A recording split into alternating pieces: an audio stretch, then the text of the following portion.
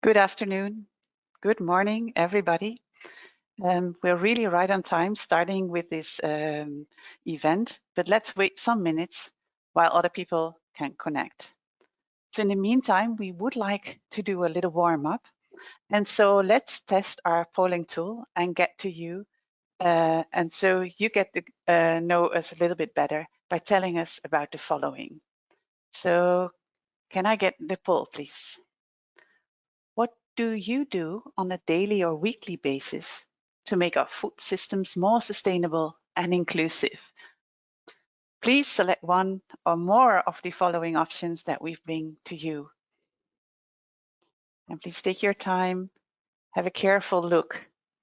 It's so much related to the subject of our event today. So do you buy food produced by organic or natural traditional farming? Are you making sure the farmer is paid a fair price?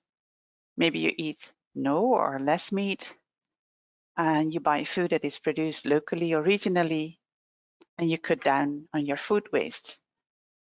Please select one or more of the following.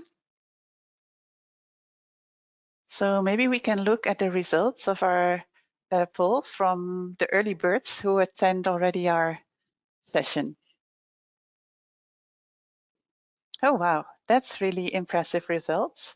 So we see that the majority of you buys food produced by organic, natural, traditional farming, and also look at that it is produced regionally. And further, you cut down on your food waste. That's quite a nice start for our session on scaling up agroecology, because definitely these aspects are also part of that. So we appreciate the people who attended and participated in the poll, and that they allowed us to have a little sight in their private lives. And maybe with that, we should also start our conversation. I wish everybody a very good afternoon or very good morning, wherever you are. My name is Louise Luttigholt. I'm the Executive Director of IFOAM Organics International, and I would like to welcome you very much to this digital event, Scaling Up Agroecology in the Himalayas Together. We do really appreciate you spend this time with us, despite the dire situation due to the COVID-19 taking a toll on all our nations and claiming and impacting life. We from IFOAM Organics International and also the World Future Council, we wish to convey at the beginning of this event our deepest sympathy in view of the dramatic situation in India. We are following the news on the impact of the pandemic in your country with great empathy, and please be assured that our thoughts are with you. Given that situation, I actually think it is appropriate that we do hold the event today. It's important that we look at this subject of agroecology because it also has an effect on how we in the long run can build back better.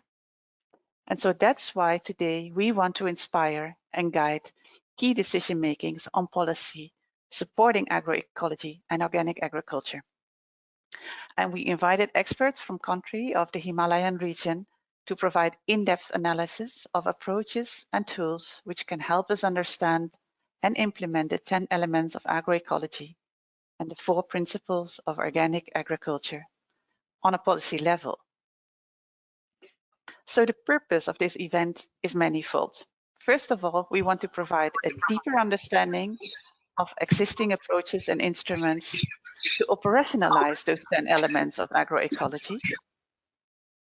Further, we want to increase awareness of the need for redesigning our current food and socioeconomic systems to include resilience in the long term by applying agroecological principles in policy making and supporting sustainable supply chains, focusing on the role of women as well.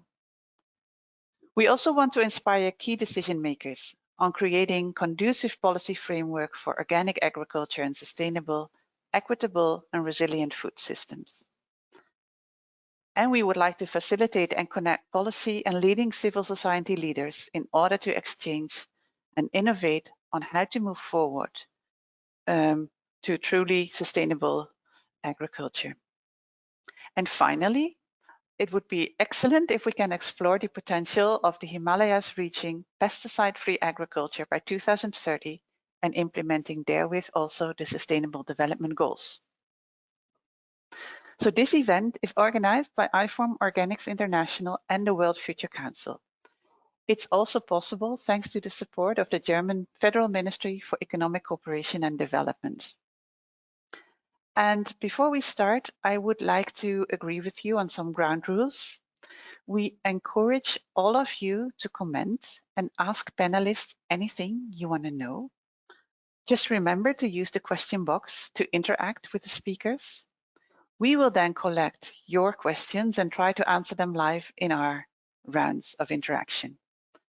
Please also specify who you are addressing the question to.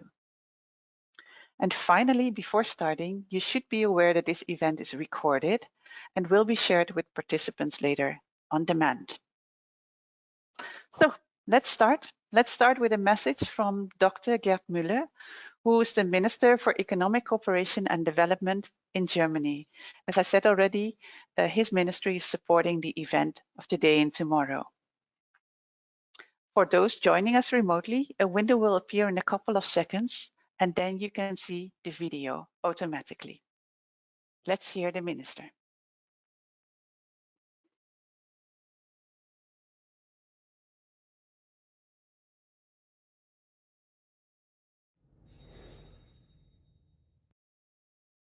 Ms. Luttigholt, Excellencies, ladies and gentlemen, today's conference makes me grateful and optimistic.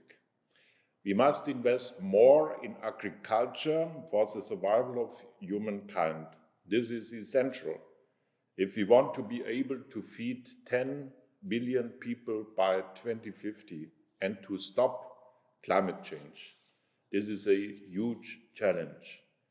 Even before the COVID-19 pandemic, the number of people suffering from hunger and malnutrition had grown. And farmland, water, and biodiversity were already declining dramatically. Since 1970, our ecological footprint has exceeded the Earth's rate of regeneration. The gap between rich and poor is getting wider and wider. So my message is, business as usual is no longer an option for our planet. We must change our way of thinking and prepare the way for human development that respects planetary boundaries.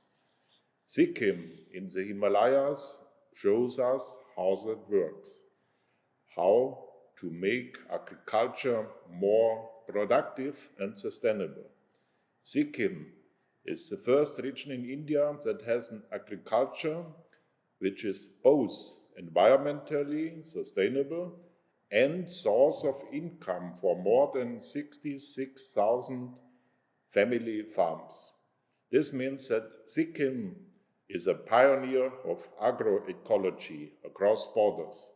Agroecology is key to sustainable agriculture worldwide and to a world without hunger. We have the knowledge and the technology for smart and innovative solutions. What is missing is only the political will worldwide to finally do what we can do. My ministry is leading the way, working on organic agriculture in more than 30 projects and more than 60 countries, supporting our 16 green innovation centers and running joint projects with the private sector. Together with India, we are already supporting 11 projects for sustainable agriculture with a volume of over 200 million euro. Now we want to long-term strategic partnership between our two countries on climate and SDGs. Our goal is to make significant progress by 2030 on increasing small farmers' income, adapting agriculture to climate change, And we want to provide food security for India's poorest rural people. Agroecology means harmony between the environment, growth, and food security. Today, we want to exchange ideas with you on that and learn from each other. I'm optimistic that together we will start a global sustainable transformation. I thank you for that.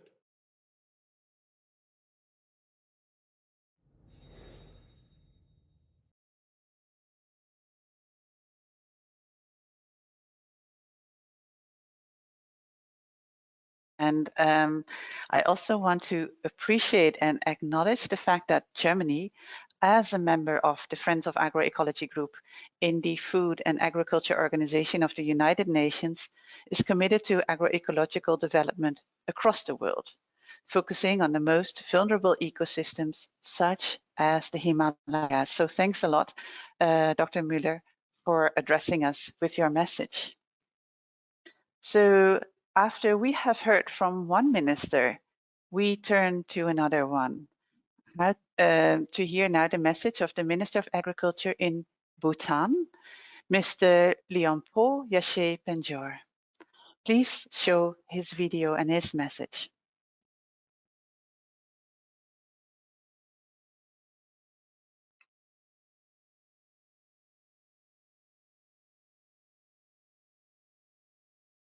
Hello, Excellencies, Head of the States, Head of Governments, Ministers, experts, scientists of the scaling up agroecology in the Himalayas. It's indeed a great pleasure to participate and wish you all successful conference on the theme, and would like to make a statement that will outline a few things about the agroecology scaling up initiatives that is being taken up in Bhutan.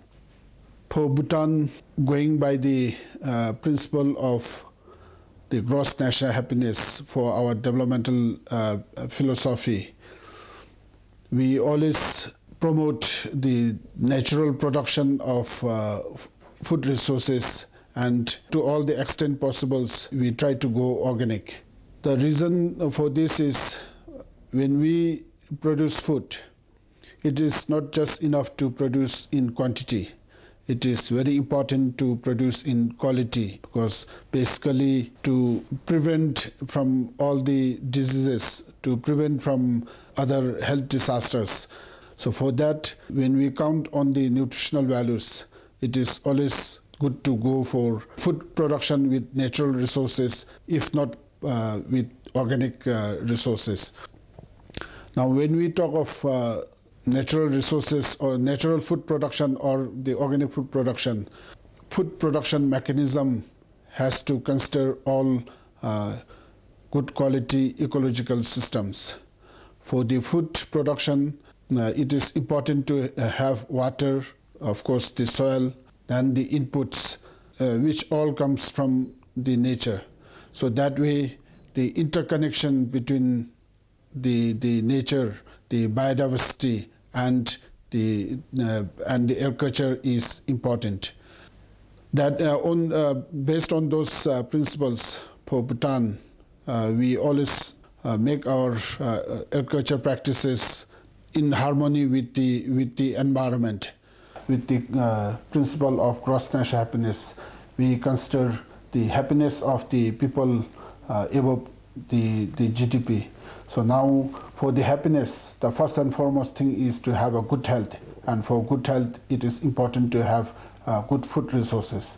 For that reason, Bhutan has been trying to promote organic farming as much as possible, and in the 12th five-year plan, the organic farming has been given a flagship program that promotes with a multifold scale in production of organic produces.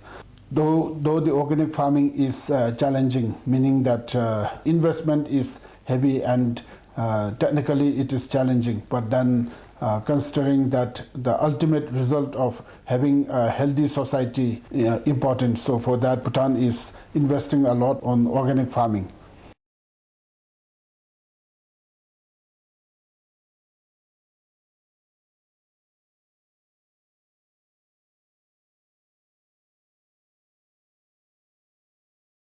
Thank you so much. Thank you, Mr. Leonpo Yashey Panjor from Bhutan. I'm really impressed, I must say personally, on how you link your principle of happiness and the gross national happiness product to agroecological and organic production. And yeah, nobody else could have, of course, phrased this better than you from your background on using these principles. So that's really, really important, and it sets the scene, I would say, for a more detailed discussion on how we then can scale up different ecological approaches in the region, and therewith also increase the happiness and the health of the people, as you so rightfully said.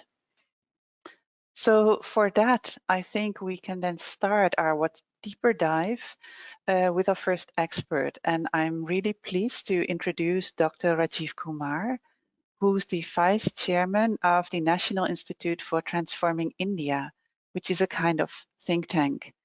Mr. Kumar, are you there? We are also keen to hear from you about your vision to transform agriculture in India towards one that contributes to meeting the SDGs. We are setting up the presentation of Dr. Kumar, and meanwhile, I would like to ask you, our audience, to ask your questions in the question box.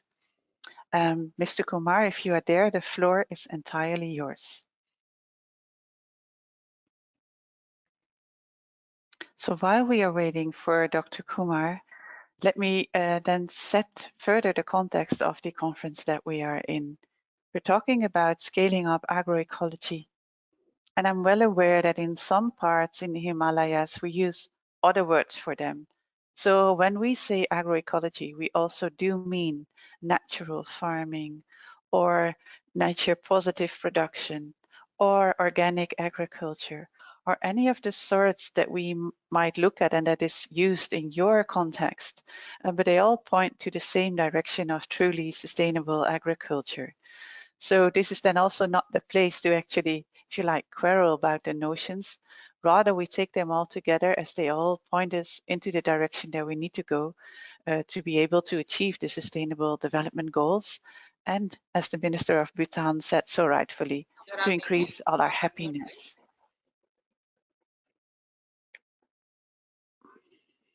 I'm suggesting that maybe while my colleagues are trying to solve this technical problem, there's more content to look at.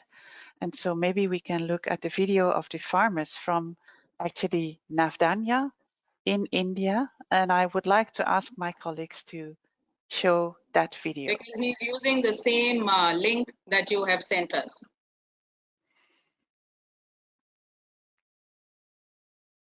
Gabo?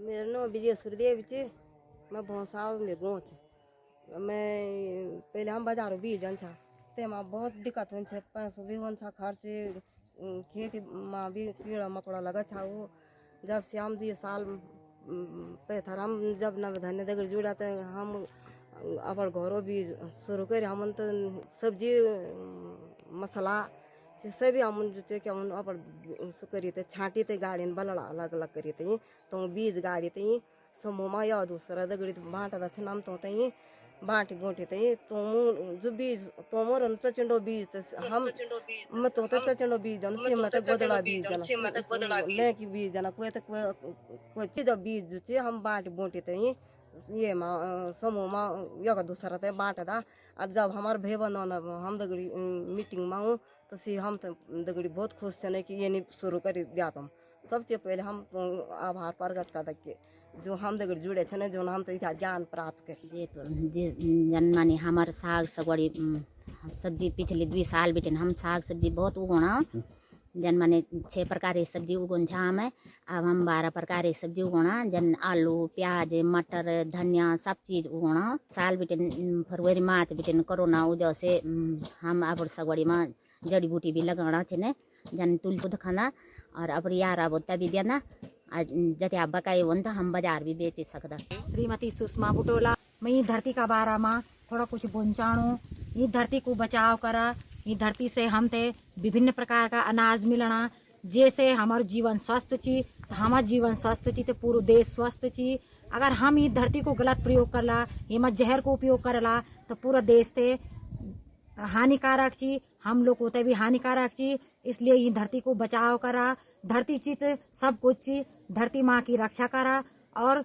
धरती से जो विभिन्न प्रकार का बीज उत्पन्न छी वो बीजों की रक्षा करा बीज ची तो धरती माँ हम सब लोग स्वस्थ छी धन्यवाद।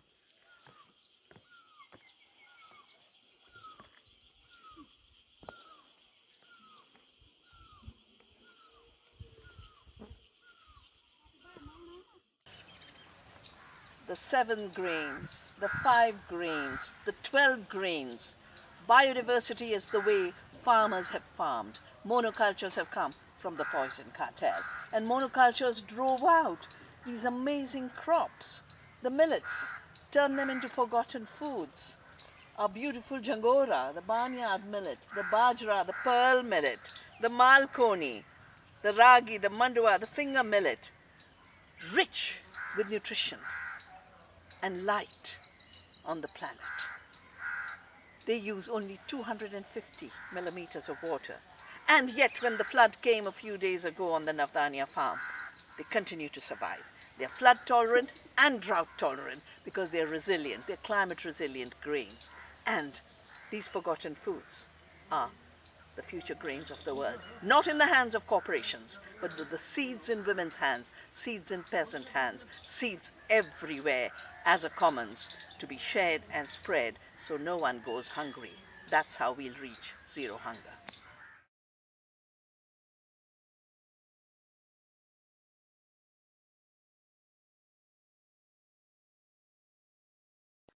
So thanks a lot. This was a very interesting video from the Navdanya initiative, also in the Himalayas. What I took from it is that really the stress on biodiversity, on women, and especially also nutrition, they take us really beyond this outdated debate of feeding the world. And as there was said, when we look at what is there, we can do a lot within agroecological practices and contexts. So that was a really excellent take-home message that we have there. And let us try again to also then get the insights of Dr. Kumar, whom we invite to speak, even if the camera might not work at this point, but we really are sure that we can hear you. So please, if you are there, feel free to join us and send us your insights, Dr. Kumar. Good morning to you. I hope you can hear me. Very well. It's yeah, I apologize for the technical hiccups, but it's great that we can hear you and we're really eager to hear your message. So go ahead. Sorry, I just lost it in a minute. 1 second. Yeah, can you hear me now? Very well, thank you. You're well connected. So good morning to everybody and good afternoon to my friends and participants in South Asia. It's a great pleasure to be here for the Himalayan virtual event organized by Organics International and on a topic which is very dear to my heart and also a very important topic for the world today, not just India and other emerging economies, but also for the entire planet, for the to save our the only earth that we have, and to take steps or talk about measures which we need to take to make our agriculture sustainable, resilient, climate adaptable, and also provide sustenance to our farmers and to increase their incomes at the same time. I think, as Minister Miller said, the time for business as usual is now past. We have to think very differently from where we are. And that is where I think we have to think about not just productive agriculture, but we have to think about sustainable agriculture and agroecology, by which we mean a form of agriculture which enables us to reduce the consumption of water, to eliminate, if possible, or to minimize the amount of carbon that we put into the atmosphere from agriculture, to make sure that we use our local resources, to make sure that our earth, that our soil, that our ground, that its organic carbon is not depleted as it has been doing for all these years. And at the same time, we produce food which is healthy, which is nutritious, and in the growing of which the farmers do not suffer from health issues, which has been the case by using chemical intensive farming for the last several decades. Ladies and gentlemen, I will expand on that as to what we are doing about that in India in a minute. But before that, I do want to acknowledge this huge contribution made by agro-scientists in India and South Asia and in Latin America on improving the yield and improving the productivity of our agriculture, and for giving us food security, especially in India. When I was a young man in school, I remember that in 1967, when we had our droughts in parts of India, and where there was a saying that India was living from ship to mouth, because we had to import food grains from the US, and we were completely dependent on that. And we have moved very far away from there because of the contributions made by the green revolution, the so-called green revolution, the biochemical revolution that we've had in this country, and which today has meant that we have nearly 80 million tons of stock of food grains in the country. And therefore, we are food surplus, there is no shortage, and food security is assured. And therefore, once more, I emphasize the contribution made by the agro-scientists, the agricultural experts. But I think the time has come to change this. The biochemical revolution, I think, has run its course. And I think we need to now shift the paradigm to a different form of agriculture. The returns on biochemical inputs have now have decreased over time, and now are such that the costs that the farmers have to incur for using these inputs do not meet or are not covered by the prices that they receive. And so therefore there is an increasing indebtedness on the farmers, which causes farmers distress, and at the same time it does not produce the sort of nutrition that we need, which is not going to be achieved until we diversify our agriculture and until we shift to a different form of agriculture, which is in tune and sync with agroecology. In India, since the present government came in 2014, our Prime Minister has emphasized what he calls the natural farming techniques in India. It goes by the name of Bharatiya Prakritik Krishi Paddhati, which means Indian natural farming traditions. That's the one that we are now emphasizing. In Niti Aayog, which I chair, which I head, Niti Aayog is the premier think tank of the government of India, and in here we are promoting the natural farming, the Bharatiya Prakritik Krishi Paddhati, which has been propagated by many people over the years, over the decade. But in recent years, by one Mr. Subhash Palekar, who has started this experiment in the state of Maharashtra, from where now it has spread to 9 states at least. And in these 9 states, there are at least 2.5 million farmers now practicing it. nearly 4 million hectares of land are covered by it. And what we are seeing here is that this has led to a 30 or 40% reduction in costs, at least about a 30 to 40% reduction in the use of water, and the improvement in organic carbon within the soil, which in Haryana, the state of Haryana, the agricultural universities have reported that in the first year, this organic carbon increased by more than 100%. And I'd like to tell you that in India, we should have, the world over, we should have at least 2.5% of organic carbon in the soil.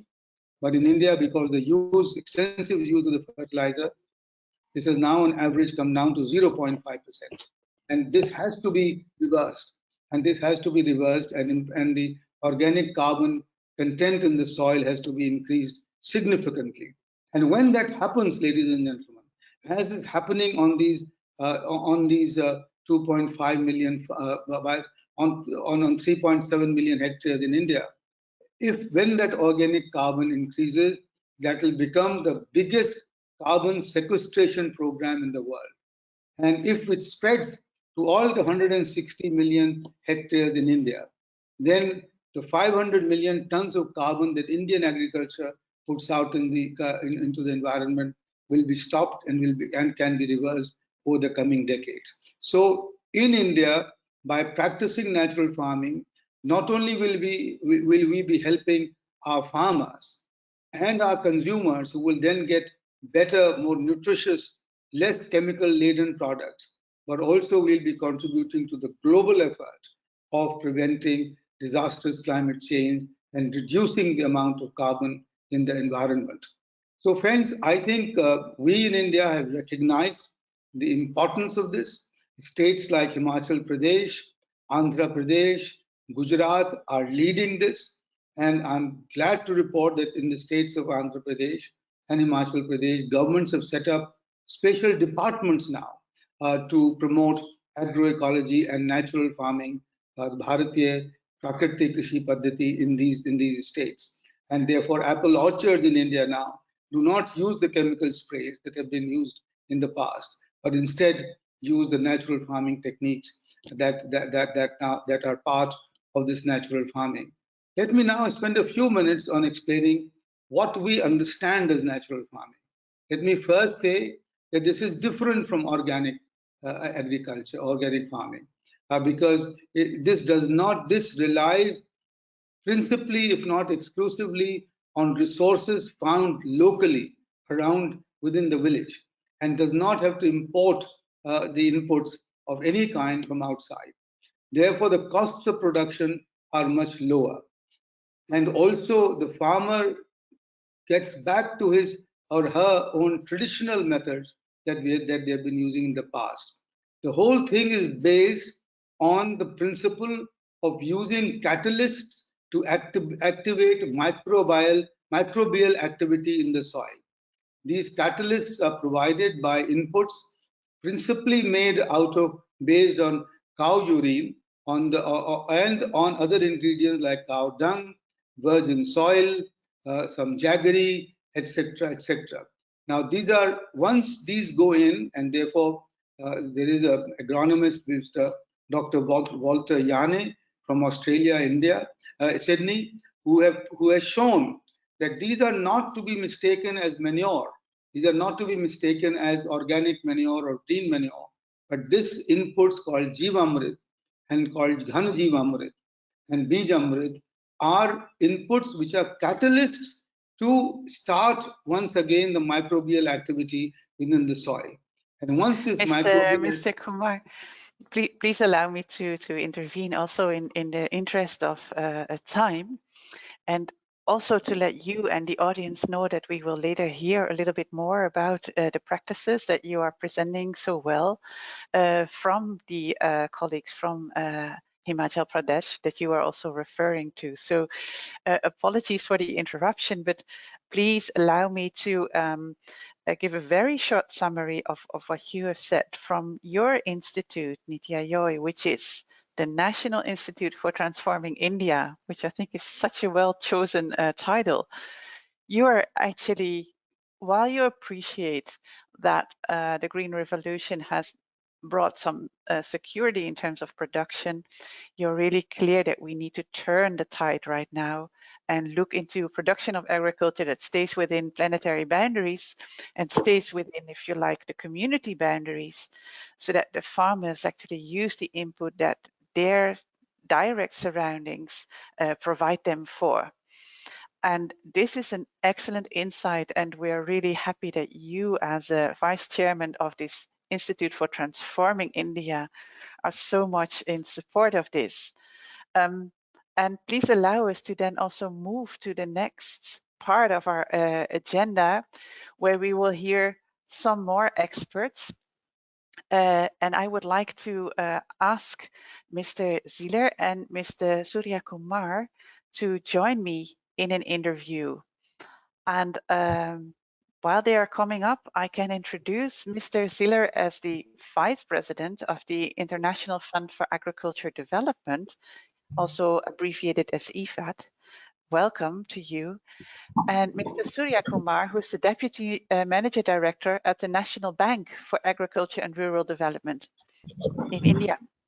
And this is very exciting because we have seen some practices. We have understood that there is an awareness that we need to change agriculture, but now it's about the money. And that's why we're talking to you, both gentlemen. Welcome again very much. I would like to ask a question to both of you so that we can start the conversation, but even more, I would like to ask the audience also to feel free to ask their questions, because there will also be a Q&A afterwards. So to everybody who is listening in, please feel free to ask questions, but first allow me to ask a question to Mr. Surya Kumar.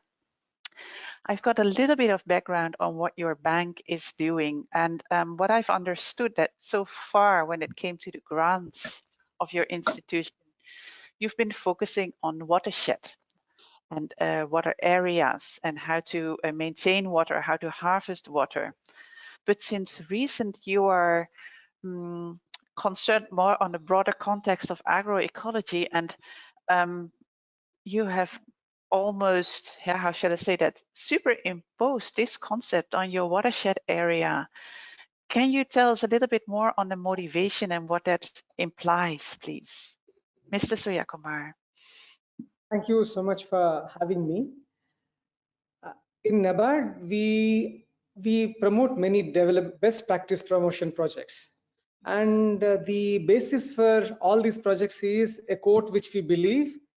It goes like this: despite his artistic pretensions, sophistication, and many accomplishments, man owes his existence to 6-inch layer topsoil and the fact it rains. This is the credo by which we promote watershed and livelihood projects. In the last 10-12 years, we invested around 43 billion Indian rupees and treated around 2.5 million hectares. And having done that, like we have seen water got conserved, the production increased, the productivity increased. But then as staticness has come in, we thought we should superimpose the concepts of agroecology on these areas. And we have developed a program which we are going to launch very soon. We call it as Jiva. Jiva in Sanskrit means any life, any entity which is imbued with life force. We are imposing the concept of agroecology, all the 10 principles on a completed watershed, so that we bring in climate resilience. And the most important thing is we want to ensure that the incomes which the farmers get become periodic as compared to being episodic at this point in time. So that is what we're trying to do in this Jiva program. That is really exciting, because what you're doing basically is using a landscape approach, which is so much fitting with the whole concept of agroecology already, and therewith improving the livelihood situation of farmers so that they can get income over time. Maybe one short question before we move to Mr. Ziller. Do you already have any indications on how this program is accepted or is acknowledged? This program is in the making for the past 4 or 5 months. We are going to launch it very soon. We have consulted several partners who have been working with us, and we are talking to the Natural Coalition of Natural Farming in India, and all the inputs have been taken in. We want to make this program a truly transformational program, and the most important point is unlearning and learning. So that is what we are looking at it. And COVID has put in some travel restrictions across the, we are just holding on, and maybe in a couple of months we are going to roll it.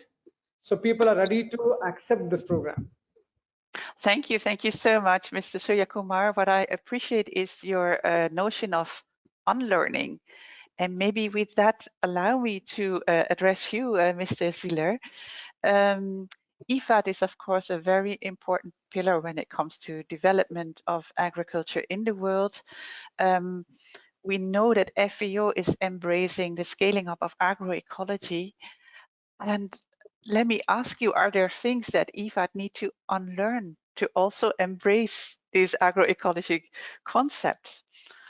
Please help us with your insights.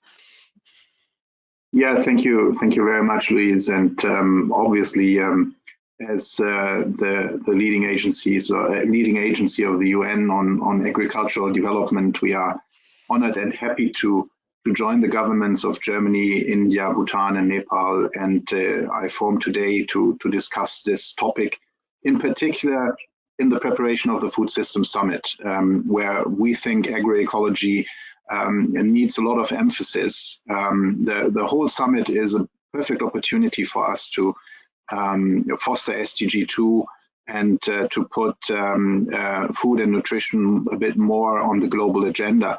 And it's very important that we do this with a strong focus on agroecology. IFAD is in fact very active already. I mean, we all believe in the concept of lifelong learning, so I wouldn't say that there's nothing that we can still learn.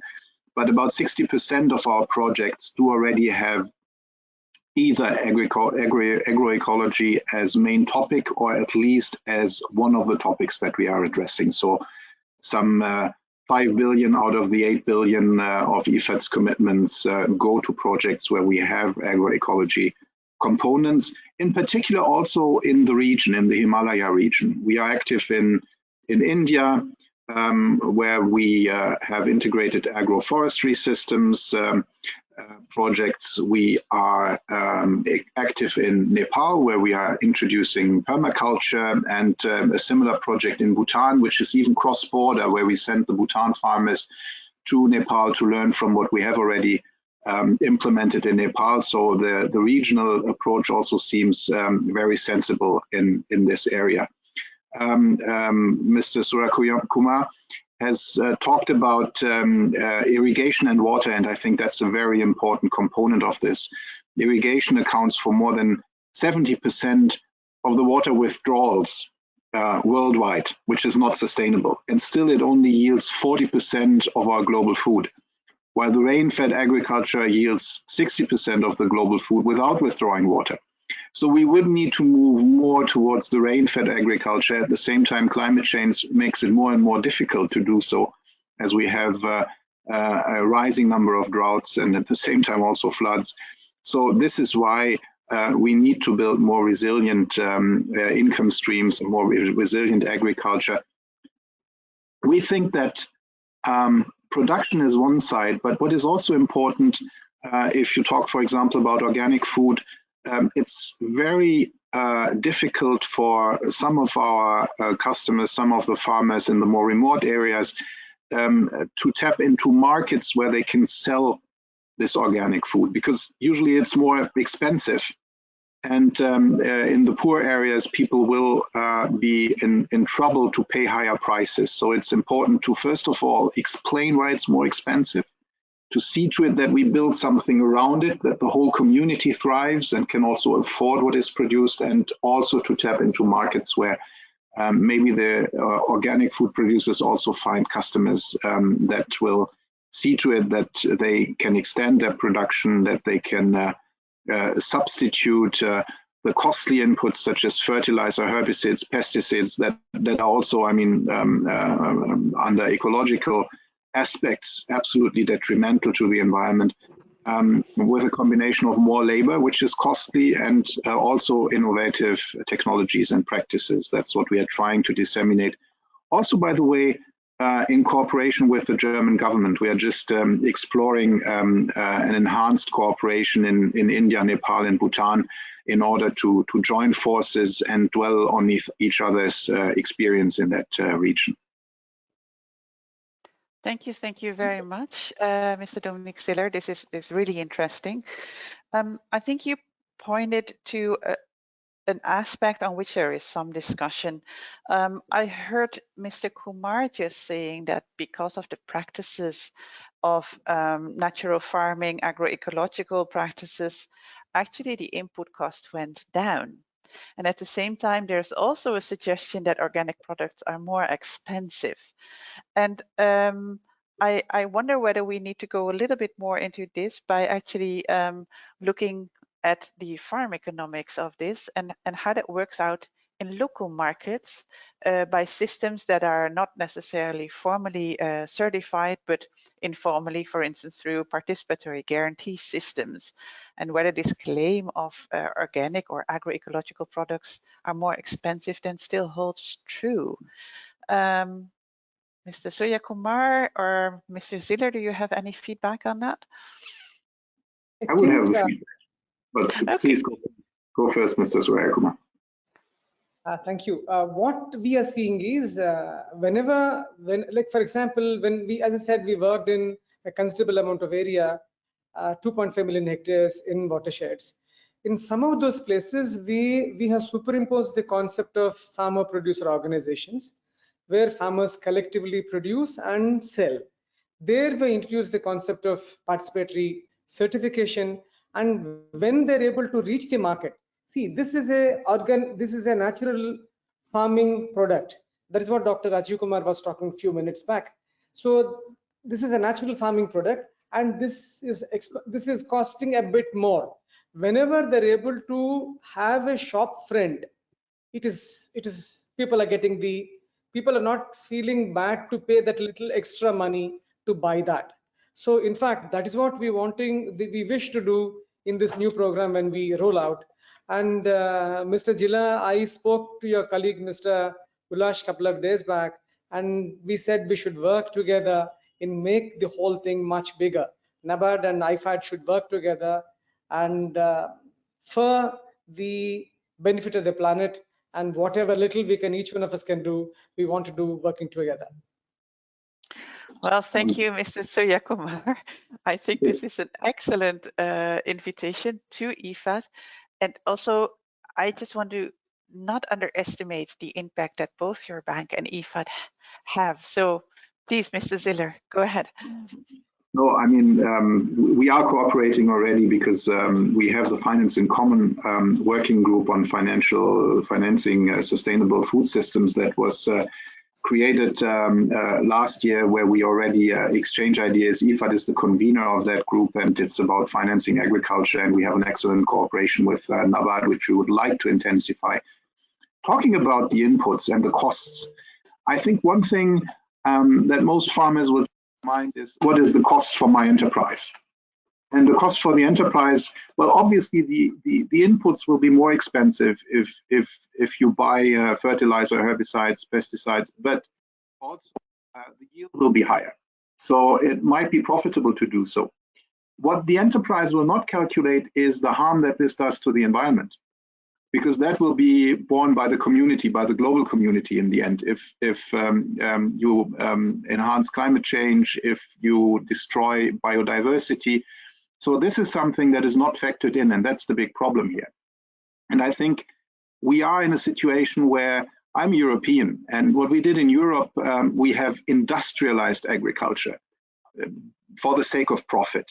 And then we end up as customers, as consumers, with products that are not healthy. So in many ways, this is not sustainable, and it's also not to our benefit. It's to the benefit of a few industrial producers. At the same time, development cooperation sometimes has the tendency to romanticize the smallholders. And frankly, if you look into the partner countries, into IFAD's recipient countries, there are not many young people who dream of being subsistence farmers. They would like to take over the business of their parents, but they would also like to grow it. And one way to grow it is obviously to extend, but another way to grow it is also to go for higher quality products that you can sell at higher prices. And to have more sustainable, more healthy products definitely is a way to do so. So what we in IFAD always try to balance is not to become too industrialized and not sustainable on one hand, but on the other hand, not to tell people, well, you should just not grow your businesses and stay smallholders for the rest of your life, because that's one of the reasons why we see people migrating from the rural areas to the towns, because they think they can earn more money and create for themselves a more decent living in the towns, which often is not true, but I mean, the temptation is there. Well, that's an excellent input, and it really brings us to the heart of the economics, and not only the farm economics, but you also pointed out, Mr. Steele, that we have to look at the total context in which agriculture takes place. And if I heard you well, you put on the glasses of what we call true or fair cost accounting. So what we see eventually when buying a product might not reflect the true price of the product, because we have paid our costs at other places, for instance, in our health bill or when cleaning up the environment. And these are currently not reflected in the prices. So maybe this is also part then of our discussion today and tomorrow. What kind of policies need to be in place so that we all can put on those glasses that you just provided us, Mr. Ziller? And I would like to engage also our audience in this conversation now, and ask actually my colleague Gabor Figetzky, who is here heading our global policy work area, whether there are questions from the audience that also relate to this. Gabor. Thank you, Louisa. Yes, we actually have quite a good and vibrant conversation in the questions box. And I'm having a hard time even to summarize all those questions that came in. So some of the questions touch upon really the policies that need to be there to support organic natural farming and agroecology. And also there are questions which address the evidence base. So for example, there is one saying, can you talk a little more about the current evidences that point out to the increase of farmers' income and yield based on agroecological farming or natural farming? I'm not sure it would be very fortunate to have Dr. Kumar still with us, because there are quite a few questions coming in to him asking what are the promotion measures for natural farming by the government, and how are natural farming programs in university curricula. So it also underlines the importance of having it in academics embedded. Another question is asking if farmland is being reduced due to sales for settlements and infrastructure, and youth is not engaging in farming. Women get overburdened. How to prepare the basis for future mountain agriculture and scaling up in Himalayas. Actually, there are other questions also asking about the scaling up issue. So I think this is definitely something we need to address. Another question is asking about the differences between zero budget natural farming and organic, and I think later on during the day we'll be able to dig a bit deeper into those issues with speakers from both initiatives. So maybe this gives you enough of ammunition to answer some of these questions. That's quite some. Thank you, Gabor. We can really go along with that for the rest of the day, but we won't. But it is great if we can still hear also Mr. Kumar. Is he still with us? To talk about some of those scaling up questions that were brought up, because you are bringing in quite a number of farmers in your message. So how do you reach them all? How do we make sure that this offer actually that there is for turning to agroecology is open for all those farmers? As I said, in the last 10-12 years, we treated 2.5 million hectares. We are picking 150,000 hectares and superimposing the concepts of agroecology on that 150,000 hectares. And we're investing about 7 billion Indian rupees as a grant to make people look at the way agroecology has to be done. When that means what I would be picking typically around 200 hectares in 1,000 hectares watershed and investing there. Obviously, everyone, it is something like a fish bowl. Everyone in the village and the neighboring villages would be seeing what exactly is happening. And one more thing which I would like to tell is, I think Mr. Jilla very correctly said, it is not exact. We are not following industrial agriculture here. When we're looking at the rainfed areas in the country, which is almost 50%, these farming systems cannot ever become industrial agriculture at all. These are ecologically fragile areas, and they, in the context of India, they produce almost 90% of the pulses, 90% of the oil seeds, 70% of the cotton. So these farms should become sustainable. By making these farms sustainable, you're holding so many people into the farming system. So that is the reason why Government of India started the natural farming, Indian, like Bharatiya PPKP is what Dr. Rajiv Kumar has said. So that is what we are trying to do. And when we do this program called Jiva, I think this is going to be one of the biggest programs in the country.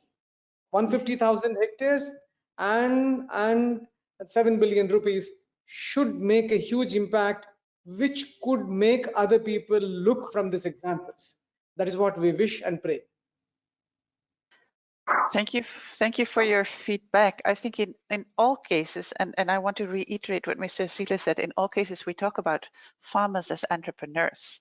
They are not recipients of aids in the first place, but they are entrepreneurs in their own field, and it should be attractive to them by all means, but also economically to move to the proposition of agroecology or sustainable agriculture. So, and it is about if you like, appealing to their entrepreneurship so that they really also can take up the practices that we talk about today. And that's maybe something, I would like to ask you, Mr. Ziller, to talk about a little bit further how IFAD also appeals to the entrepreneurship of the farmers. Yeah.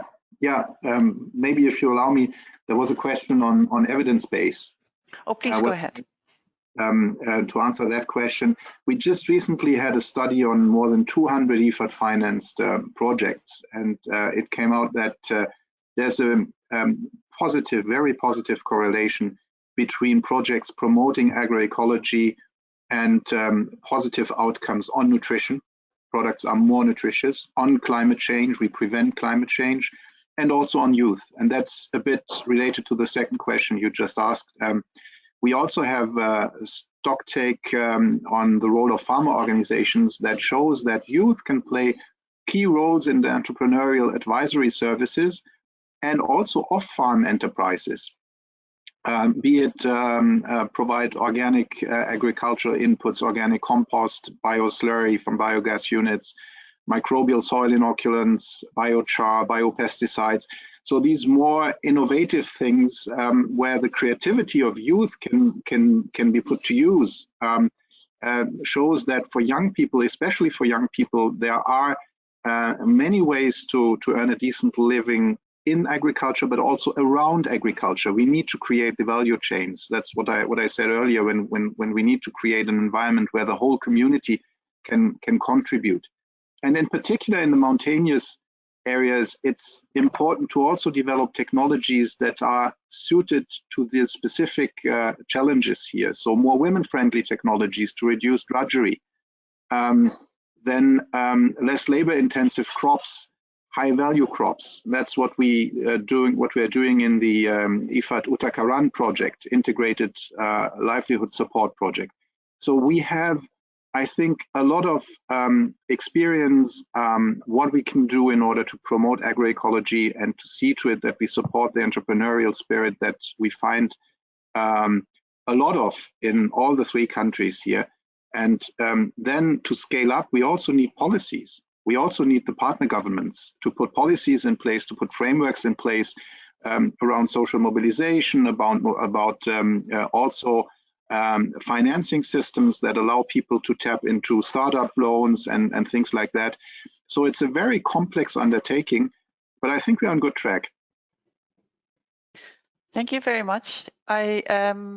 I think what you're pointing to is actually the same thing that agroecology is pointing to. We need to look at this whole transformation in a systemic way.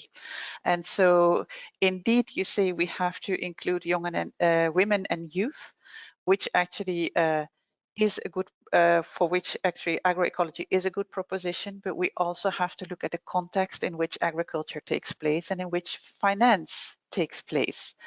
And that's also the whole purpose of our conference today, that we look at, let's say, policies that can be enablers for agroecology, policies that can help this transformation taking place. And at the same time, we have already such good experiences, the ones you just mentioned, and the ones we are working on, for instance, from the bank in India.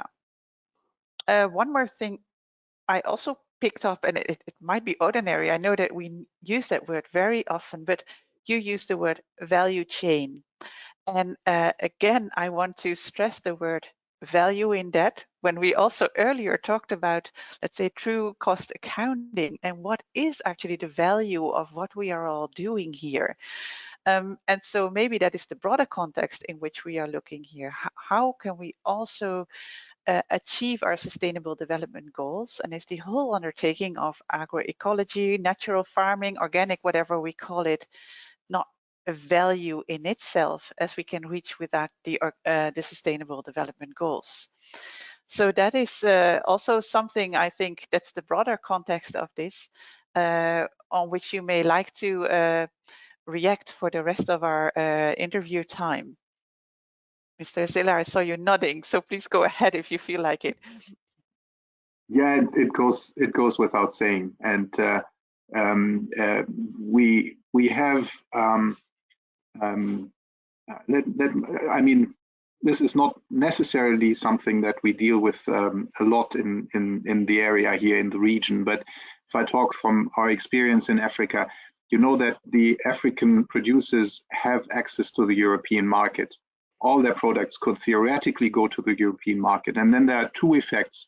One is very often they export the raw product instead of creating a value chain. Because once you create a value chain, you also have to meet the technical standards of the European Union. So first of all, it's sometimes a lack of know-how how to create a value chain.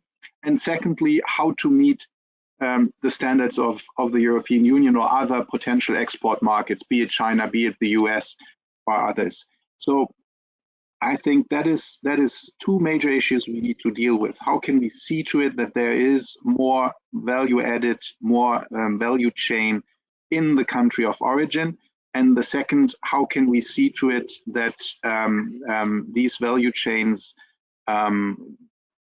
deliver end products that are exportable, that meet the demands of the potential export markets, but also the standards. And I think organic food is on the rise.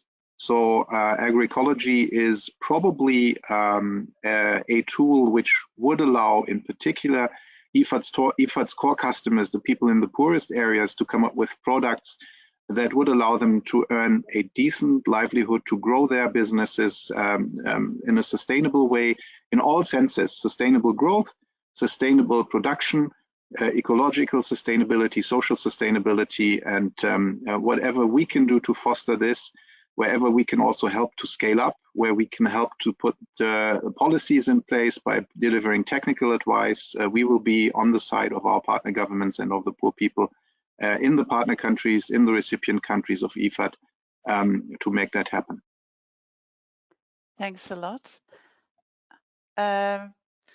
Again, I want to go back to Mr. Surya Kumar, because we're talking a lot about bringing agriculture in its locality. You're working in watersheds. We're also talking about value chains. And maybe too easy, we are talking about farmers earning a living. But me being a farmer's daughter, I also know it's more than that. Farming is a way of life, if you like. It's not just an ordinary job. So how does this work in such a regional approach that you are promoting, Mr. Surya Kumar?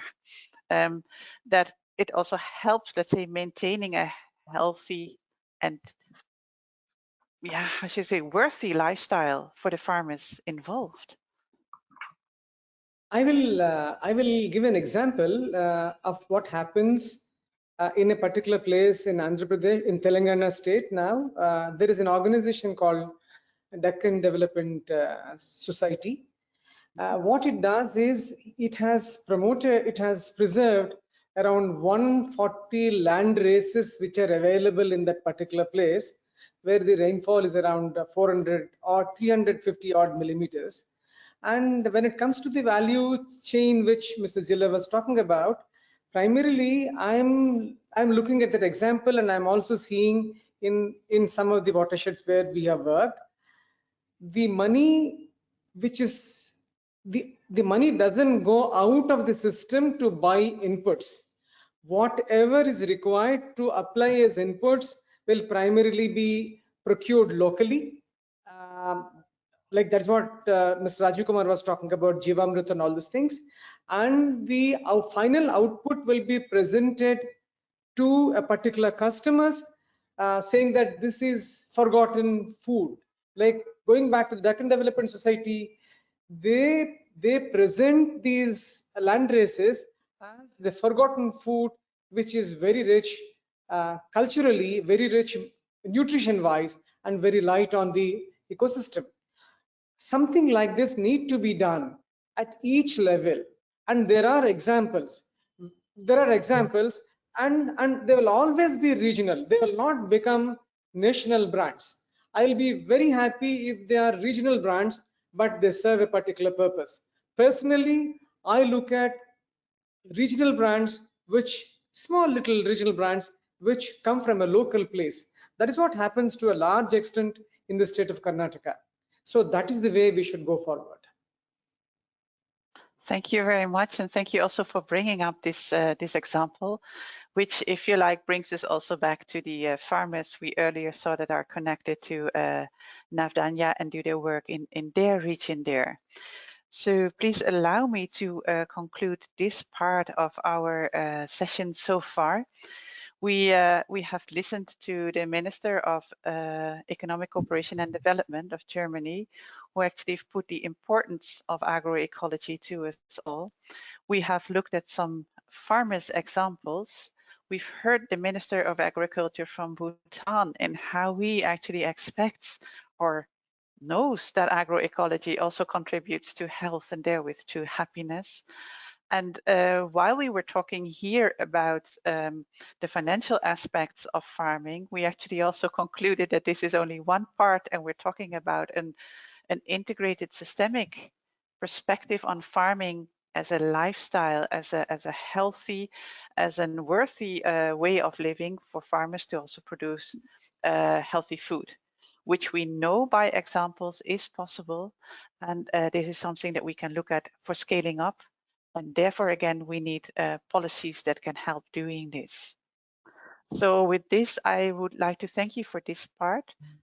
At the same time, also invite you to stay with us, because we will have a panel at the end of the session today for which you're cordially invited. And before we go into the break, I still would like to also entice our audience to stay connected. Please post your questions, come up with any suggestion that you have. I also want to apologize for the abrupt end of the contribution of Mr. Kumar.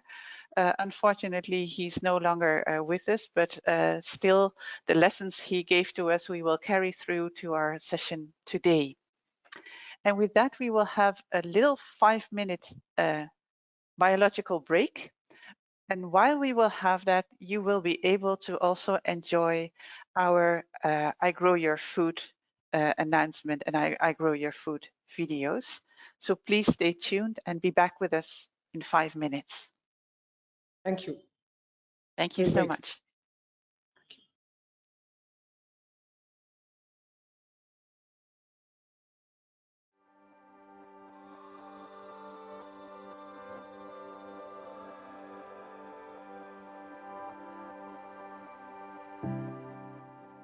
Organic farming के जो फ़वाइद हैं, मैं पूरी दुनिया को ये पैगाम दूंगा कि ऑर्गेनिक फार्मिंग पे आएं, इससे डरने की ज़रूरत नहीं है, एक बार करें, इसके बहुत बड़े फ़वाइद हैं. A agroecologia para nós não é só uma forma de produção onde a gente regenera o solo, cuida das espécies, da fauna, da flora, da água, mas também o cuidado das relações, onde a gente tem equidade de gênero nas decisões, onde a gente tem a inclusão dos jovens, das mulheres e uma divisão justa de trabalho e de reconhecimento também. And this is an encouragement to many other small-scale women farmers just like me. And farming can be very difficult. You don't have access to land, you don't have access to water, but even if you have a small piece of land, an eighth, a quarter, a half an acre, make use of it and feed yourself first. Grow enough food for your family, and in no time, believe me, you will have more than enough for yourself. And when it's more than enough, you can actually even sell that safe produce to other mothers just like you in the nearby cities. And when you do, make it affordable, because those mothers in the cities also want to make sure that their children are eating safe organic produce. And that way we'll be able to spread organic goodness. ഞാനൊരു അധ്യാപകനോ അല്ലെങ്കിൽ ഒരു കാർഷിക ശാസ്ത്രജ്ഞനോ ഒന്നുമല്ല, വെറും 2 acre സ്ഥലം കൃഷി ചെയ്യുന്ന ഒരു സാധാരണ കർഷകൻ. കൃഷിയുടെ പ്രധാന ഘടകം മണ്ണാണ്. മണ്ണിന് ആരോഗ്യം ഉണ്ടെങ്കിലേ മനുഷ്യന് ആരോഗ്യമുള്ളൂ എന്നുള്ള ഒരു കാര്യം നമ്മൾ മനസ്സിലാക്കണം. Utilizzare un sistema biologico significa valorizzare al meglio le risorse che si trovano già in campo, innanzitutto. Non apportare fonti di energia dall'esterno, non intervenire in modo aggressivo per il controllo degli parassiti piuttosto che delle erbe spontanee, ma cercare di far convivere tutti i sistemi, diciamo tutti gli elementi di un sistema complesso come quello agricolo insieme. Alors que l'agriculture biologique permet la séquestration du carbone du sol et donc limite les gaz à effet de serre, donc c'est un puissant moyen de résilience, d'atténuation et d'adaptation au changement climatique, mais aussi gérer d'une manière rationnelle les ressources naturelles, sol, eau, forêt, biomasse, qui pour nous ne nous appartiennent pas, mais nous ont été confiés par les générations futures et nous devons les gérer à bon escient pour que les générations futures aussi puissent en bénéficier.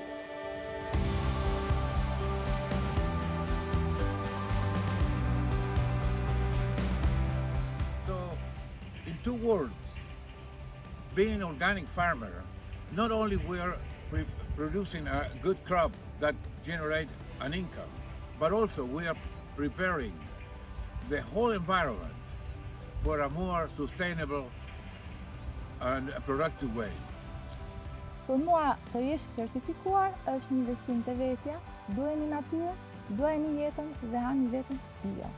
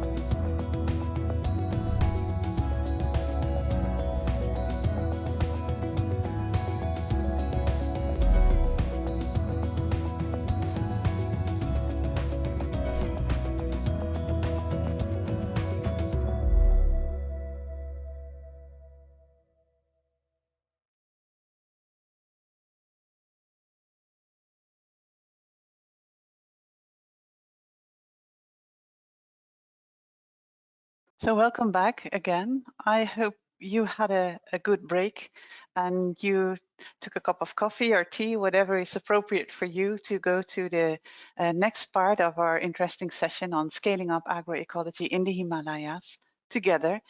And we want to do that together with you, our dear audience. Please stay involved. Please stay with us and ask your questions if you like to the next persons that are going to help us in sharing their insights.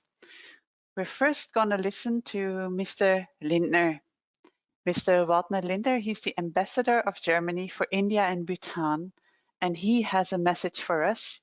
I kindly ask our colleagues to show the video.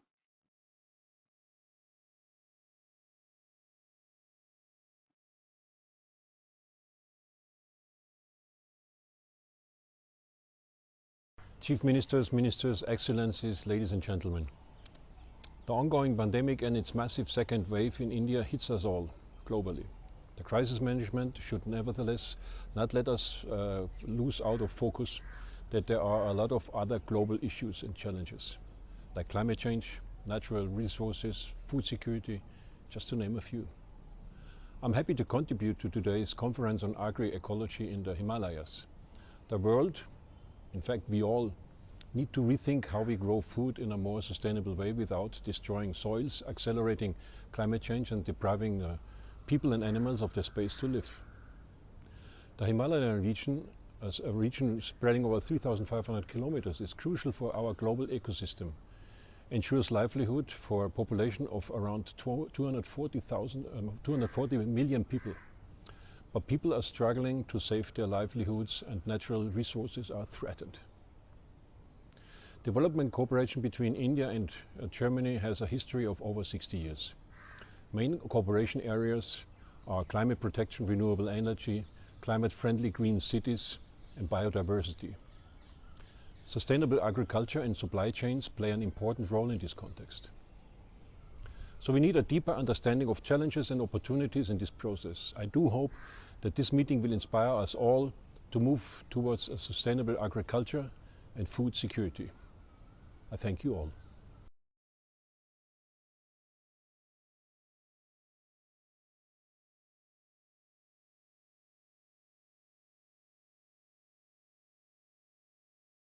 And we thank Mr. Lindner for his contribution and actually for pointing to us that the Himalayan region as such is a very fragile ecosystem. And therewith, it's also a fragile agro-ecosystem.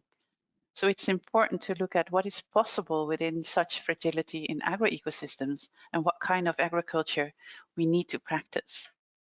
So for that, I would like to take you now to Sikkim, a Himalayan state located in the northeast of India with a good 600,000 inhabitants.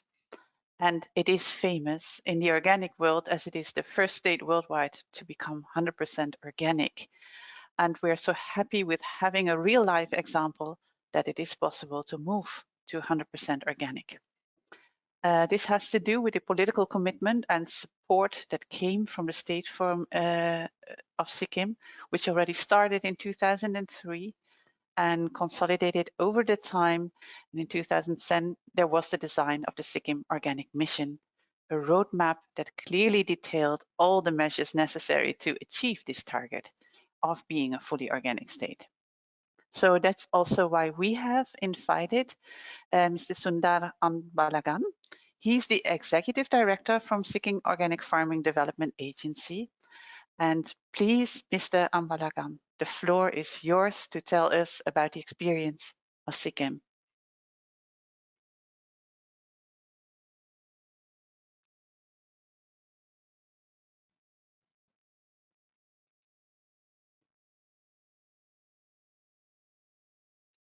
Yeah, thank you.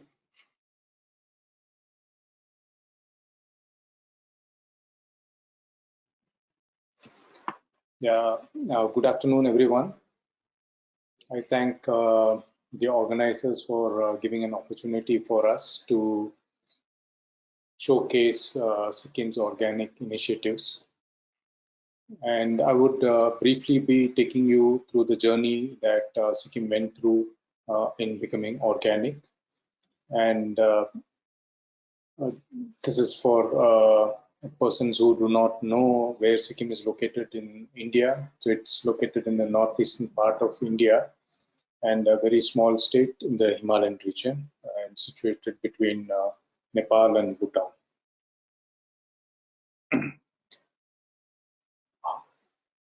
Why did we choose to become organic?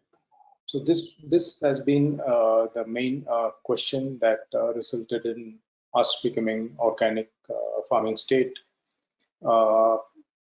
Sikkim has been known for its green initiatives for conservation of biodiversity in the state. You must know that Sikkim falls in one of the biodiversity hotspots in the world, and we practice protection forestry here and have even banned felling from the forest.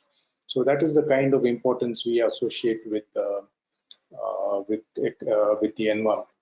So as an offshoot of those kind of green initiatives, organic farming was considered to be one of the options, and it was not only for environmental conservation, but also for income generation of the farmers. So this was the twin objectives that we considered in going fully organic.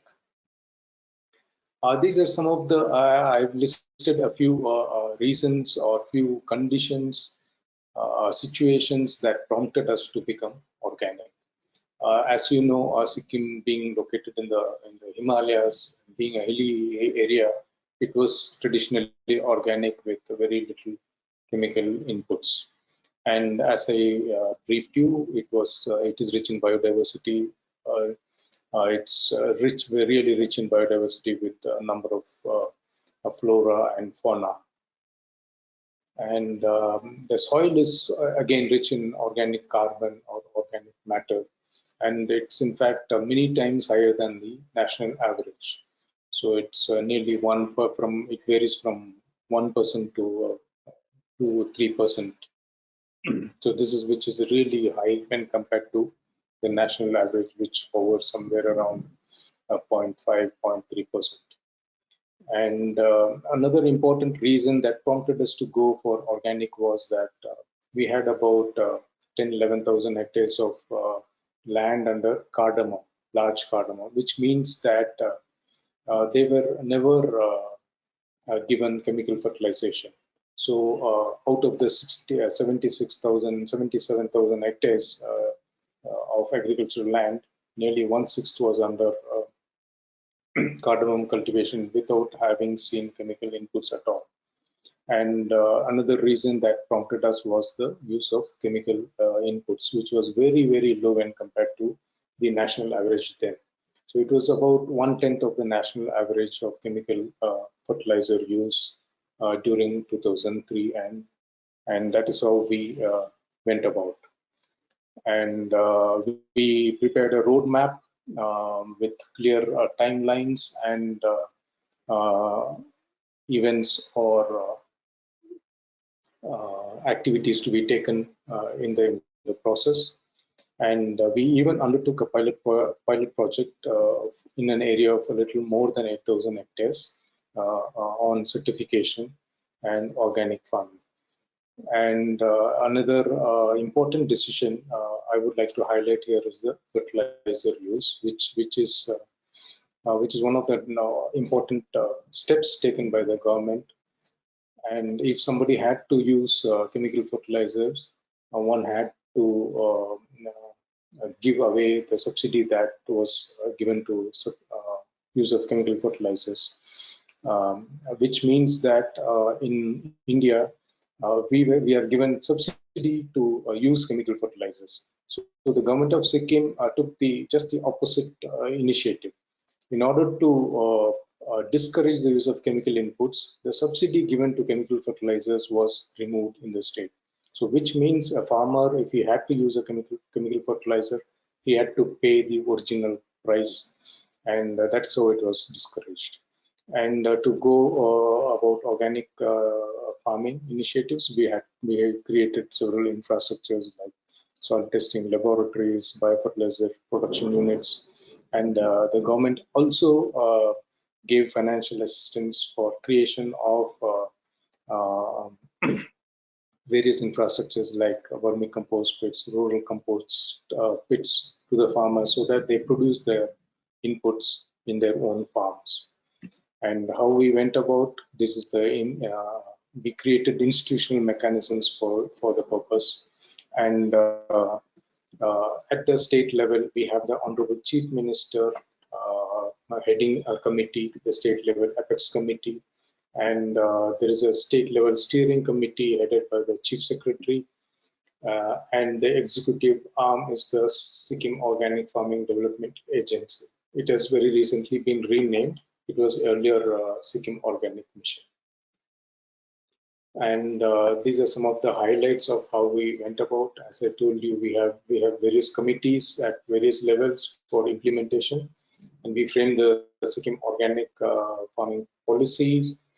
And in order to go about the certification activities, we created livelihood schools and trained manpower for engaging them in the process of ICS management and certification. And we followed third-party certification and group certification to make it less expensive for the government. As it was a government initiative, we had to the government paid for the certification cost. So we went for group certification of the farmers through third party. And as on 2016, we achieved a milestone of having certified more than 76,000 hectares, and thus becoming one of the first state in the country, perhaps in the world, to have a contiguous land of more than 76,000 hectares certified. And as you all know, certification is a quality assurance system, and that is why we wanted to give the advantage to the farmers to enter into businesses.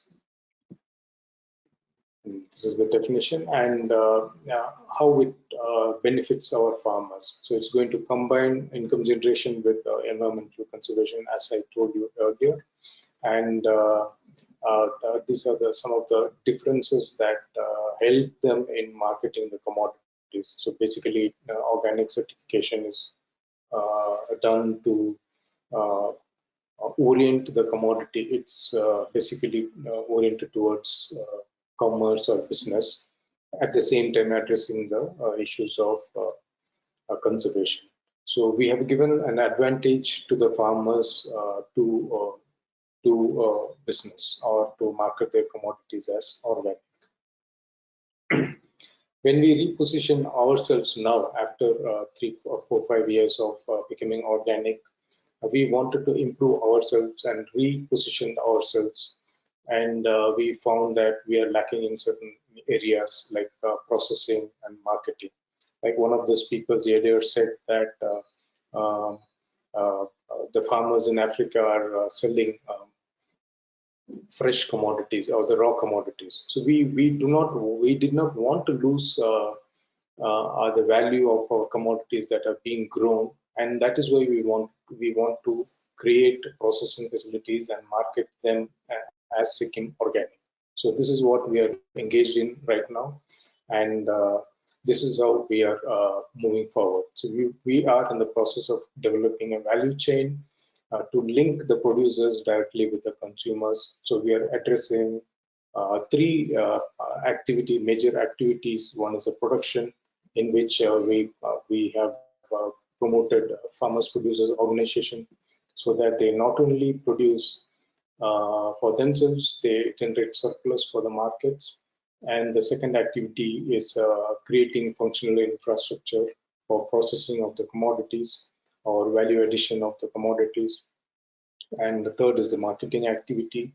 And we have our own brand, which is seen here, that is Sikkim Organic. This would be the logo or the brand identity that would be affixed in the commodities of Sikkim. And we have the supporting agencies. The executive arm of the organic initiative is the SOFTA, or Sikkim Organic Farming Development Agency. And we have our own certification agency, Sikkim State Organic Certification Agency, and the research institutions. So all these are supporting agencies helping us. And how we are going about is we have identified only a few crops, though we can produce a number of crops, because being a very small state, we were not able to produce surplus in surplus, and so we identified only those crops that from which we can generate surplus for the markets. So these are buckwheat, large cardamom, ginger and turmeric. And very lately, we have also added Sikkim mandarin to the list, as well as vegetables, sweet pea. And this is how we are going to go about. We are already certified when it comes to production. The entire area is certified. So we don't want our commodities to go out of the organic channel or the tube. We want to value add at the farmers level, primary processing to be done at the farmers level by the producer organizations, then do the secondary and further processing at a bigger unit at the state level, and then market it as a value added commodity. So this is our idea, and these are some of the influences we had after having initiated the organic mission. We were able to generate employment just in the process, only for the process of certification. And after we became organic, the tourism sector had really improved, and the flow of domestic tourists increased, as well as the inflow of foreign visitors also increased. And we have a continuous flow of visitors, officials, farmers from various other states of the country, as well as countries. We have presently we have discussions with the government of Bhutan to have a collaboration with Sikkim, and similarly Nepal as well. And we were the winners of the One World Award in 2017 by IFOAM International, Organics International, and we were the gold winners of the Future Policy Award in 2018 by FAO and World Future Council. And this is all about the journey we went through. And thank you all for patiently listening to us. Thank you. Well, I want to thank you, Mr. Ambalagan, and maybe just for the benefit, but also for the interaction with our audience, you may like to put on your camera so that we all know who has been speaking and actually presenting this very interesting journey from the state of Sikkim to become 100% organic. Yeah. Thanks. It's a pleasure meeting you. And I also know that you're sitting here, of course, on behalf of the state of Sikkim. You're sitting here on behalf of all those farmers that turned organic. But I also understand that Mr. Prem Singh Tamang, the Chief Minister of Sikkim, also has sent us a message. So I would like to ask my colleagues to show that message right now.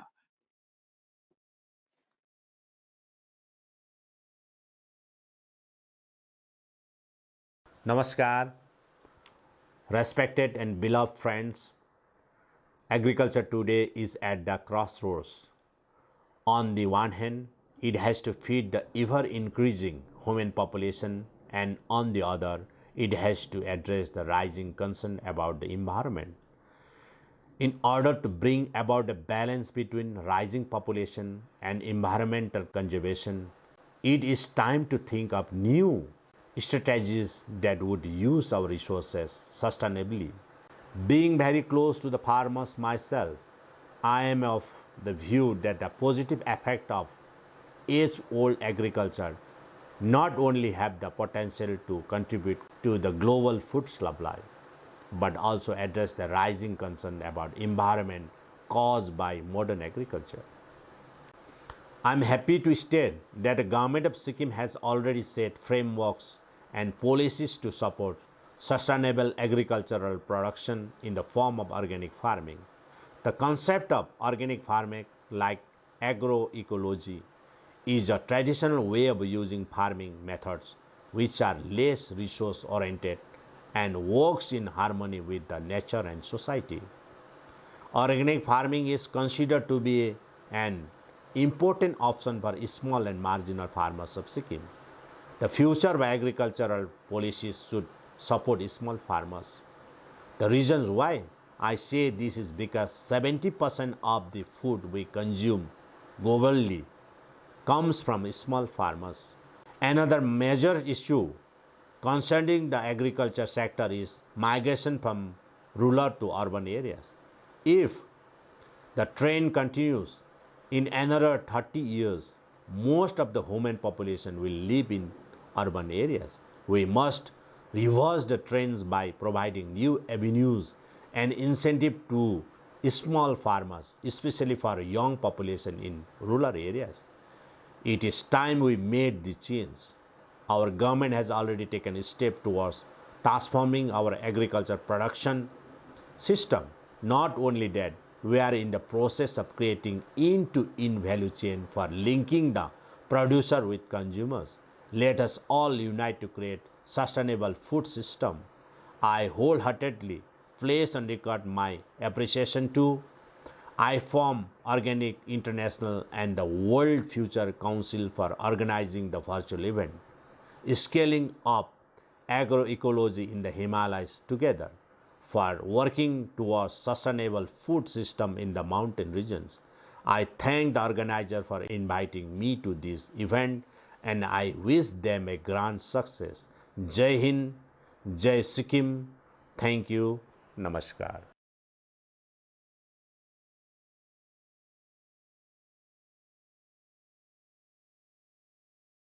We are very thankful for the message of the Chief Minister of Sikkim. And I think he have put the journey in the right context. I want to invite all the participants to also come up with their questions, because afterwards we will have a panel with Mr. Ambalagan and also with representatives of the next state in India that we're going to look at, Himachal Pradesh. But before doing so, I would like to invite you to participate to our poll. And we've heard a couple of concepts passing by in this session today. We talked about, for instance, agroecology, natural farming, organic agriculture. So please tell us which of those concepts means the most to you. And you can choose 2 as a max. And we'll be back in, let's say, a couple of seconds to show you the results. So please participate and tell us which concepts mean the most to you. Is it agroecology? Is it natural farming? Is it organic agriculture, regenerative agriculture, or traditional agriculture? Please tell us your opinion, and please, Mr. Anbalagan, tell us which Yes. of the concepts means the most to you. Are you more attracted to agroecology or to organic farming? Yeah, in fact, I support organic farming, and so that would be my first choice. That would be your first choice. So let us have a look if the colleagues can help with what the audience says. Yeah, What of the please. concepts appeals most to them? And here we see that agroecology scores high, as does organic agriculture. But definitely our audience have also an appeal to traditional regenerative agriculture and natural farming. So this at least shows that all the concepts are being known by our audience and that some have more of an appeal than others. This has been very insightful, and maybe we can move now to the next Indian state, Himachal Pradesh. And for that, I would like to actually invite Dr. Chandel. who is the executive director in the government of Himachal Pradesh, to share with us the impressive results of their sustainable food systems mechanism. But before we do so, let us hear a message also of the Chief Minister of Himachal, Mr. Sri Yashey Ram Thakur.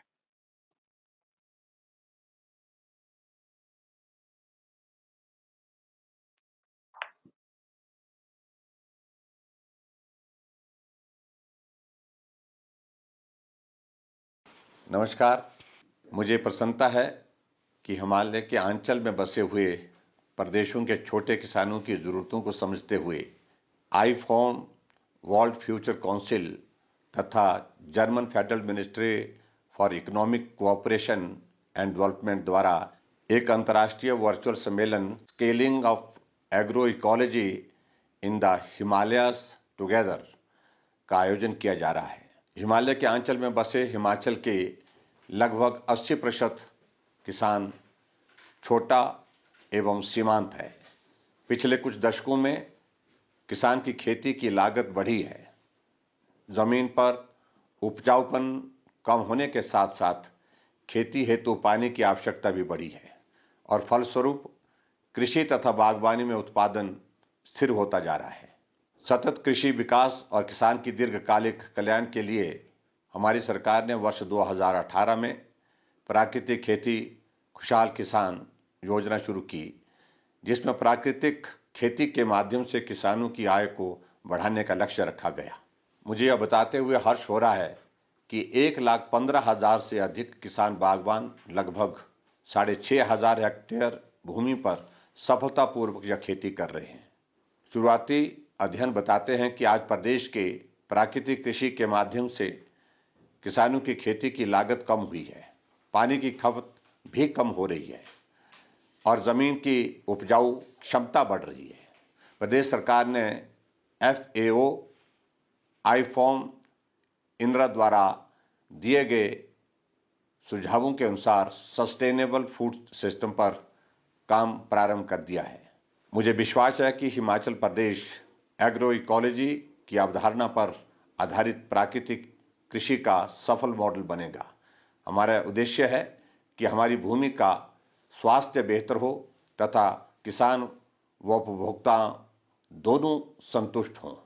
मैं IFOAM world future council तथा German federal ministry for economic cooperation and development का हिमाचल प्रदेश की तरफ से धन्यवाद करता हूं, जिन्होंने इस महत्वपूर्ण विषय पर हो रही कार्यशाला में हिमाचल प्रदेश को भी शामिल किया है। आप सभी का बहुत बहुत धन्यवाद। नमस्कार, जय हिंद, जय Himachal.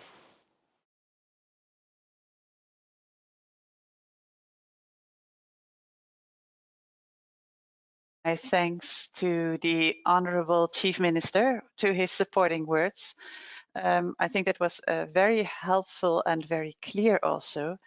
And from this, please, Dr. Chandel, you can take the presentation further on the state of Himachal Pradesh and its road towards more sustainability in agriculture. The floor is yours.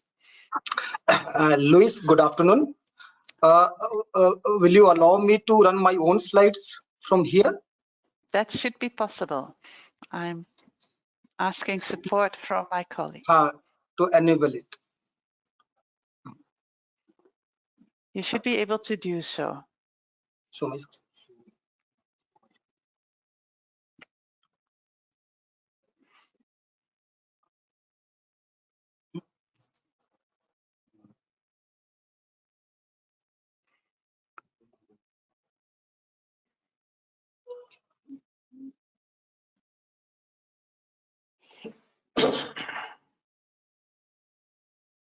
Please go ahead.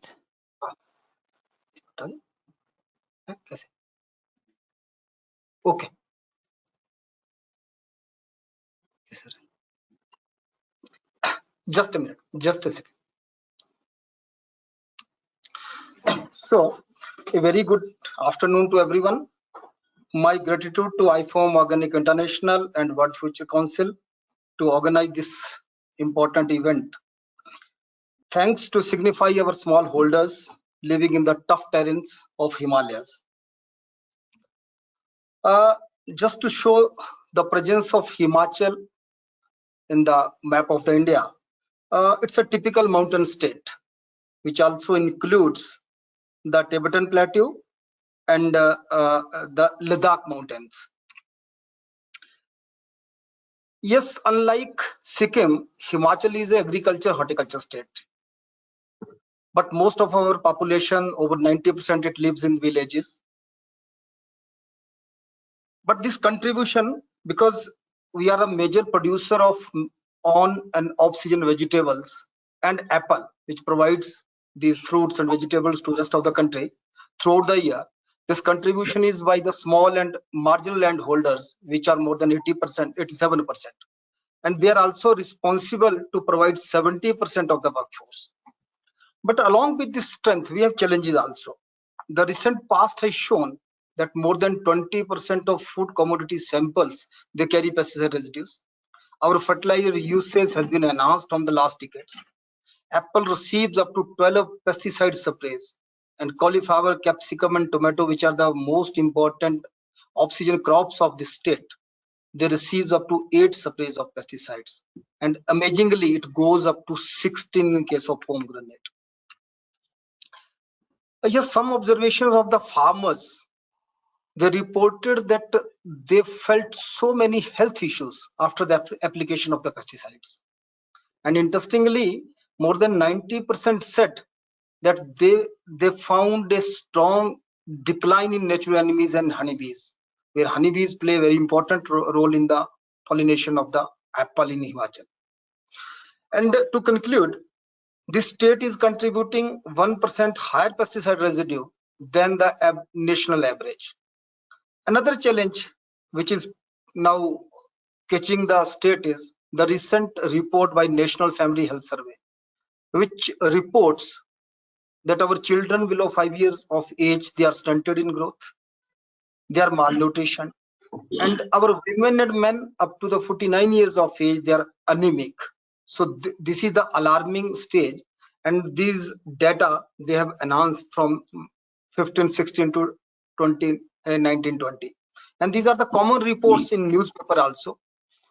One of the major reason which we try to find out is the reduction in our traditional crops, mainly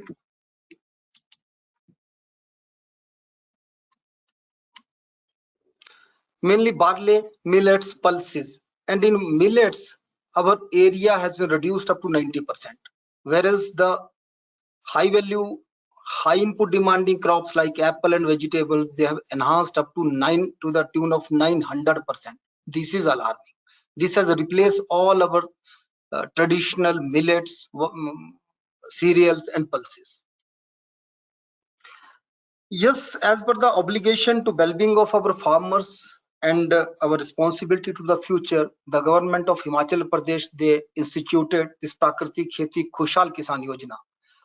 That is the natural farming prosperous farmers, this project to enhance farmer income in harmony with nature by adopting low cost, climate resilient natural farming, that is ZVNF, which is propounded by Padam Shri Subhash Palekar.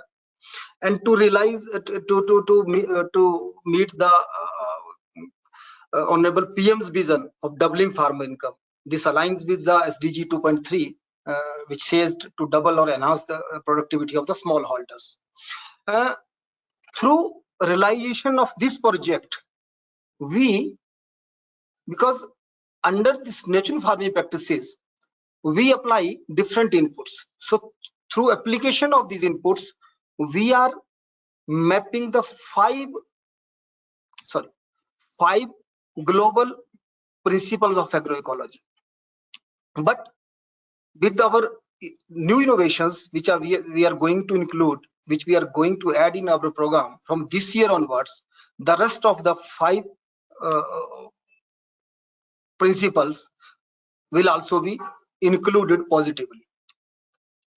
Just look at the stats. This is a small journey from 2018. That is, we have spent just 3 years after the inception of this program. We have over 1,16,000 farmers who are practicing natural farming. We have covered almost 94% of the panchayats. This panchayat is a village unit, and these farmers, they are practicing natural farming on 6,377 hectare of land. So we have observed a lowering cost, higher yield, and we are intending to have the long-term well-being of humans and environment. And interestingly, I would say that every year we are planning to add around 20% more area to the current acreage under natural farming. So we have established till now the all natural farming practices under different farming system. For example, apple farming system, then vegetable farming system, then cereal farming system. Now we are adding many innovations beyond the Prakriti Kheti Khushal Kisan Yojana, that is the production system. So we have innovated a farmer certification methodology where we have weighed different values to the different operations the farmers takes place on the farm. How much the area has been transformed, whether she is woman or men, whether the whole natural farming practices are being adopted, or he or she purchases something additionally from market. So each activity is weighed with some value, and the farmer, he will upload this data and the system will generate the certification to the farmer. Then we have developed a framework for sustainable food system platform for natural farming under the guidance from FAO INRA IFOAM guidebook. Then this year we are creating the captive outlet for natural farming produce. First on the pilot basis, then based on its success and challenges, will roll out in the rest of the state. Seed is the key to the natural farming, but we don't have the seed as of now with the farmers. So this year we have created the farmer groups. They will produce and multiply the traditional seed, so that the next year onwards our natural farmer will have the traditional seed with them. Some of our other outcomes are, now we are in a leadership to outreach natural farming in the country. We are partnering and we are lucky enough to be engaged by the global organization like FAO, IFOAM, INRA, BioVision to guide us and to engage us in developing the sustainable food system. Just this is a small slide showing the created innovative certified evaluation system. We will be certifying our farmers under 3 ratings: 1 star, 2 star, 3 stars. And in local language, if I say this is Antaral, just entering into the natural farming, just transforming, he is a partial transform, and this one will be the complete transform. This is the bassist one. The bassist will have the advantage to use our logo. He will be linked to the captive markets. He will be linked to the APCs, and he will be linked to the many government assistance programs. So this is the new innovative system we have created. As I have talked about the seed production, I'll take a moment to explain it. We have created 130 farmer groups. That is, 20 farmer will be in one group, and total 2,600 farmers, they have started growing these 7 kind of different traditional crops, these millets, then cereals, then pulses, and with the tradition availability of the traditional seed, they will grow them, they will multiply them, and next year we will have a strong pool of the seed to be with our farmers. So at present we have this only Prakriti Kheti Khushal Kisan Yojana and production base. Although simultaneously we are creating a big data analytics, we are working on Bharatiya Prakriti Krishi Paddhati as explained by the Honorable Vice Chairman of Niti Aayog, that this scheme has been launched to promote JVNF also by the Government of India. We are also looking to map SDGs, and through this process, this production base will be linked to the market through supply value chain. And after the creation of this value chain, we will map all these 7 SDGs with our this all activities, and this will come under the SustainF. So this mechanism, sustainable food system for natural farming, this will create a system where the farmer will have the linkage to the market based on the transparency, and similarly at the same time the market will have the back traceability to the farms. if you look at the overall flow chart, which we are planning to have in the current year, we have the farmer, then produce, then we'll link these farmers to FIGs. Although we have 52,000 FIGs, farmer industrial groups and self-help groups as of now, they will be linked to the FPCs. FPCs will aggregate all produce and create then grade it, create the infrastructure for storage, for packaging, and they will level it, and then they will send it to the different mandis. Again, the principle will be the same, that is the transparency and back traceability. So here, what we are doing as of now is natural farming, but that is not the local working. We are doing all this, rolling it out with a bottom-up approach, with a progressive vision. We have mapped 7 SDGs through 15 targets and 18 indicators. So, because somebody has also raised a question about the evidence. So here is evidence which I must show here, that farmer, we have been able to reduce the cost of cultivation up to 56%. And there was a report of increase in returns up to 27%. Our farmer has shown a strong leaning to the sustainable crop intensification. They have been able to increase the diversity, unlike the chemical farming system. Now they have been growing from 6 to 8 crops per unit area. We have been able to lower the incidence of pests, and our farmers, they have reported better drought resistance, better taste, flavor, and shelf life.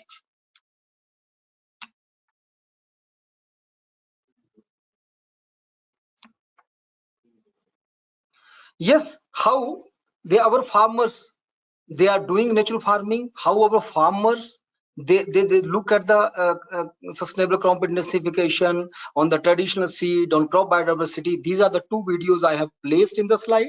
I'll not show it because of the paucity of time, but they can be viewed later on after the completion of this presentation. So I'm moving forward. So thank you very much. This was all. Considering the time constraint, I have tried to complete my presentation within a given time. Thank you.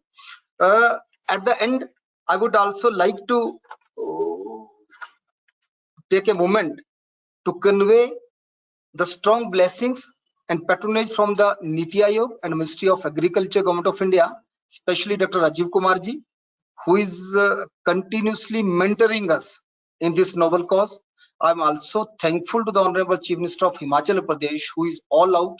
His government is all out to convert whole state of Himachal Pradesh into natural farming state.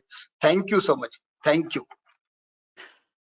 Thank you very, very much, Professor Chandel. Thank you so much. And also for pointing out that you're working with Dr. Kumar in bringing actually this promise of the Prime Minister to double the income of the farmers into a reality through natural farming. I'm impressed how you linked it to the SDGs and with a goal of long-term well-being for humans and the environment. That's been very, very impressive, and I can only thank you for your presentation, and also please accept all our encouragement and also our thankfulness so that we can learn from this experience as well. We are moving to a next session in our program, and we have the opportunity to address the questions of the audience by our respected panelists. And this is beside Dr. Chandel, of course, also Mr. Ambalagan from Sikkim. We also want to invite Mr. Ziller and Mr. Surya Kumar to be with us. And if that is appropriate, Mr. Lindner, you seem to be part here as well. Feel free to join our panel if you are there.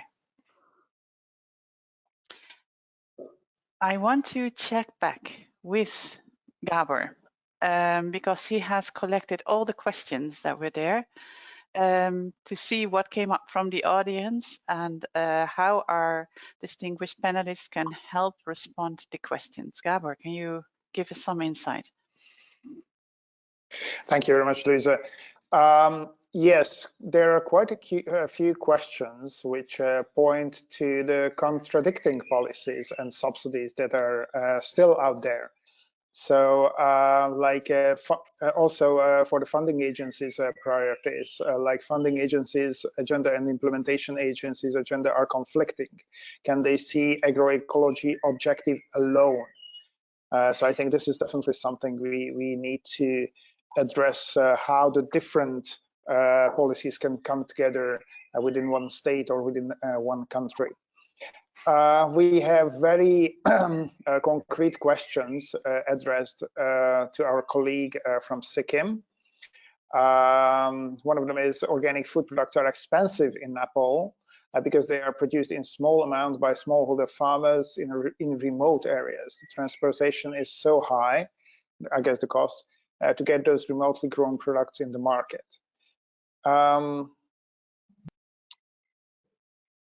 There are a few questions which are addressed to NABARD. One of them is actually challenging NABARD, asking if NABARD is really focusing on organic cultivation in their program. And also another one asking NABARD if they have done an analysis that labor in the subsistence farming in the Himalayas, because it is a major issue in organic farming demand, so which is intensive in labor, and asking how to settle the labor intensity issue. There are quite a few questions which are urging a policy change to bring in more biodiversity, more sustainable land management in our policies, and also pushing for the true cost accounting concept, like the environmental cost not attended and covered in costing of the produce. So how at policy level we can take it and translate the benefit. Yeah, these are just a couple of topics, and we also have a separate topic that focuses on markets, consumers, and also proposing a stronger value chain approach within agroecology. So, for example, they're asking if there are any evidences of sustainable market linkage of the products being produced organically. As for agriculture specifically and the practices, somebody's pointing out that in the presentations, basically in all the presentations so far, the stress has been laid on the crop cultivation part of agroecology, leaving out the integration of livestock rearing from it, and asking whether the panelists could also discuss what steps have been taken in their contextual locations for promoting integration of traditional livestock rearing practices.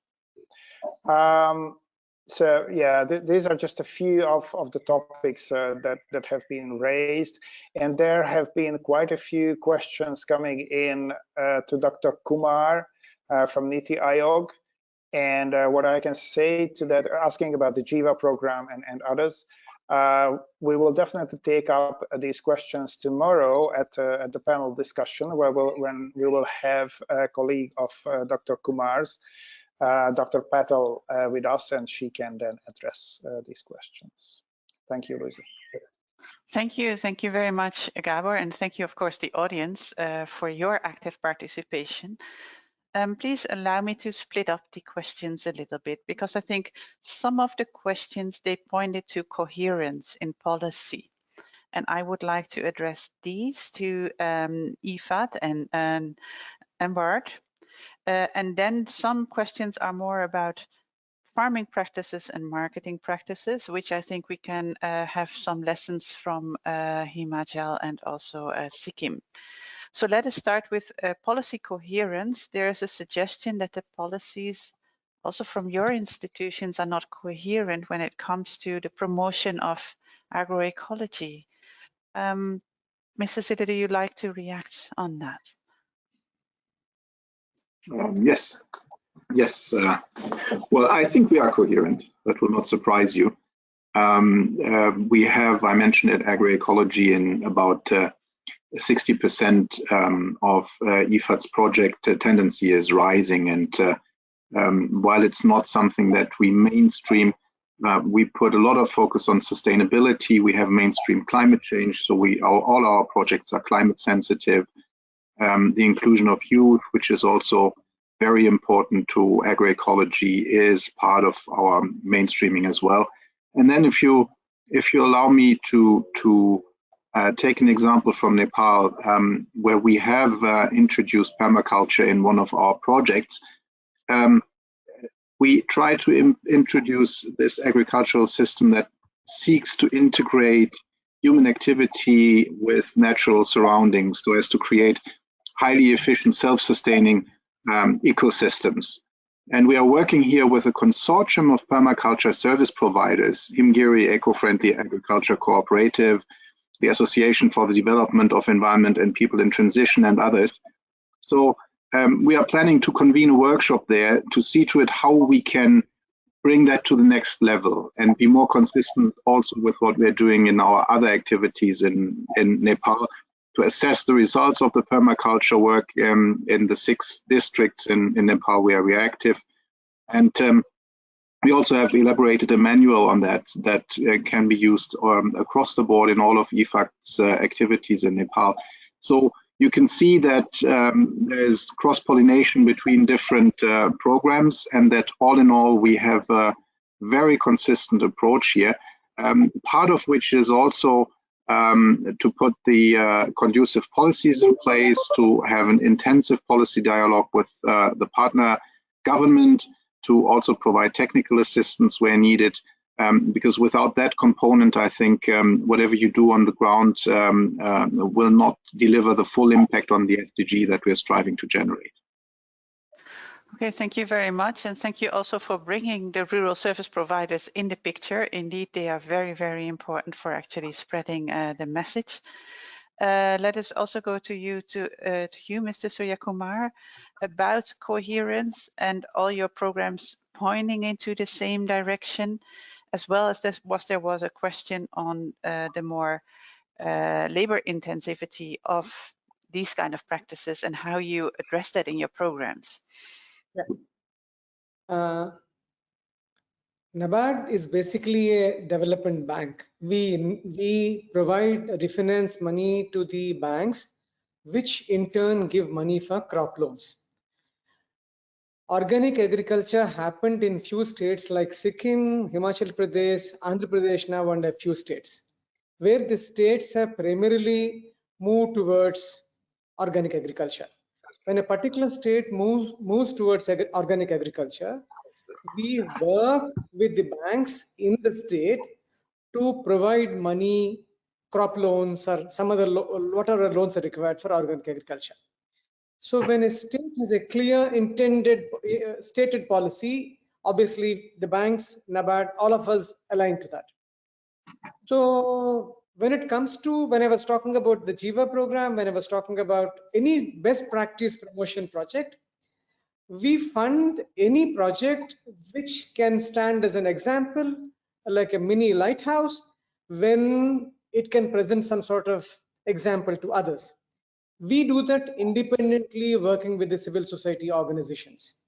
So one, we work with the government, with the state governments and the banks, which follow an existing pattern. As far as we are concerned, whenever something interesting comes, we fund it. I can give you one small example. We funded organic agriculture projects here and there.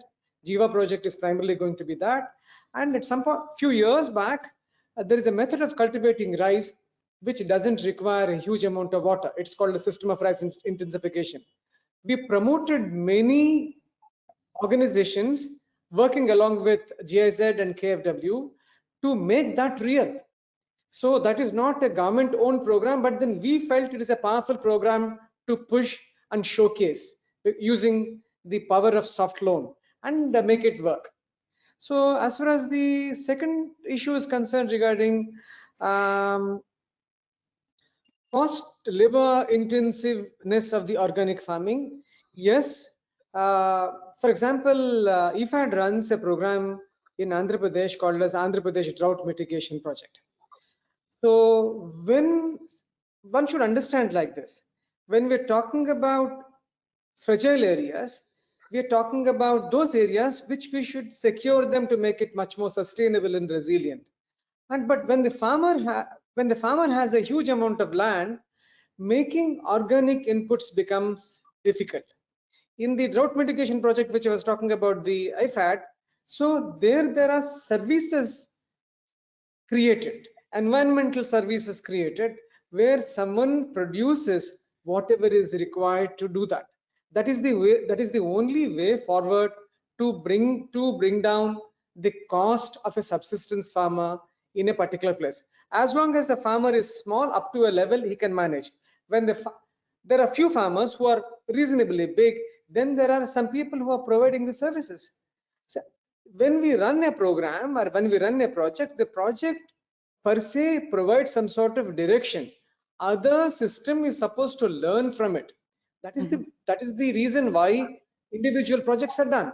For example, Sikkim is doing some work, Himachal is doing some work. There are other states to pick and do. Mr. Rajiv Kumar is driving a program. So Mr. Rajiv Kumar cannot go and run programs for the states. He is setting an example which people have to follow. That's what I would like to say.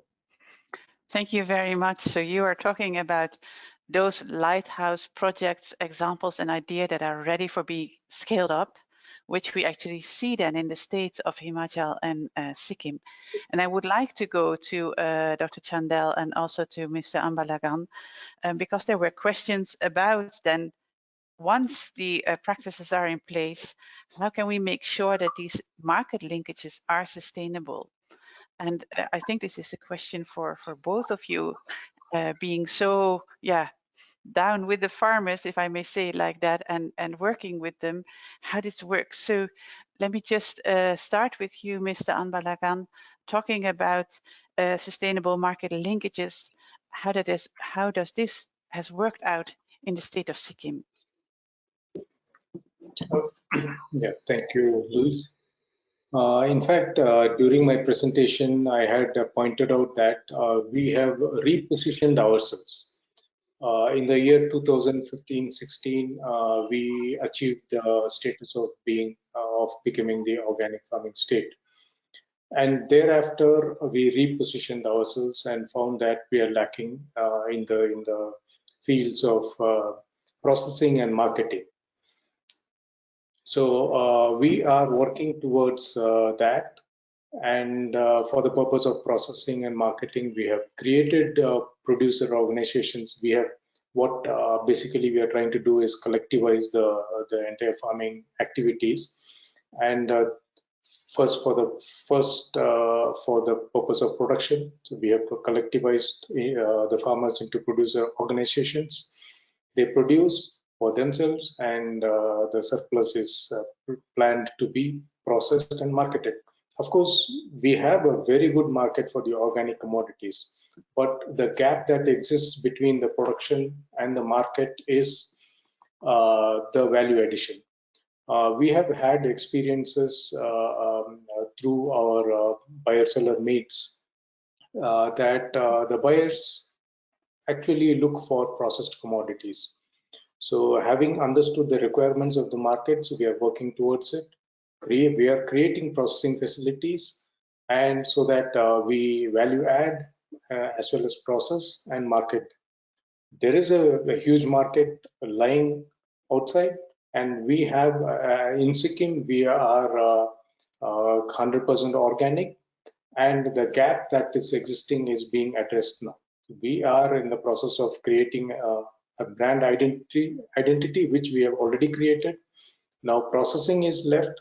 Once that is done, we are going to push our commodities into the market. Yeah. Thank you for sharing that. Thank you for sharing also how you've learned while transitioning, and that's really with all respect that we see now also how you are catching up on this part of the transition.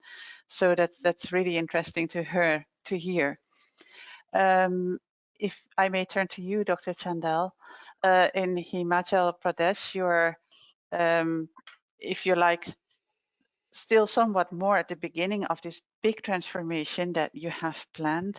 And maybe you can share with us how then these sustainable market linkages with the consumers are being addressed from your side?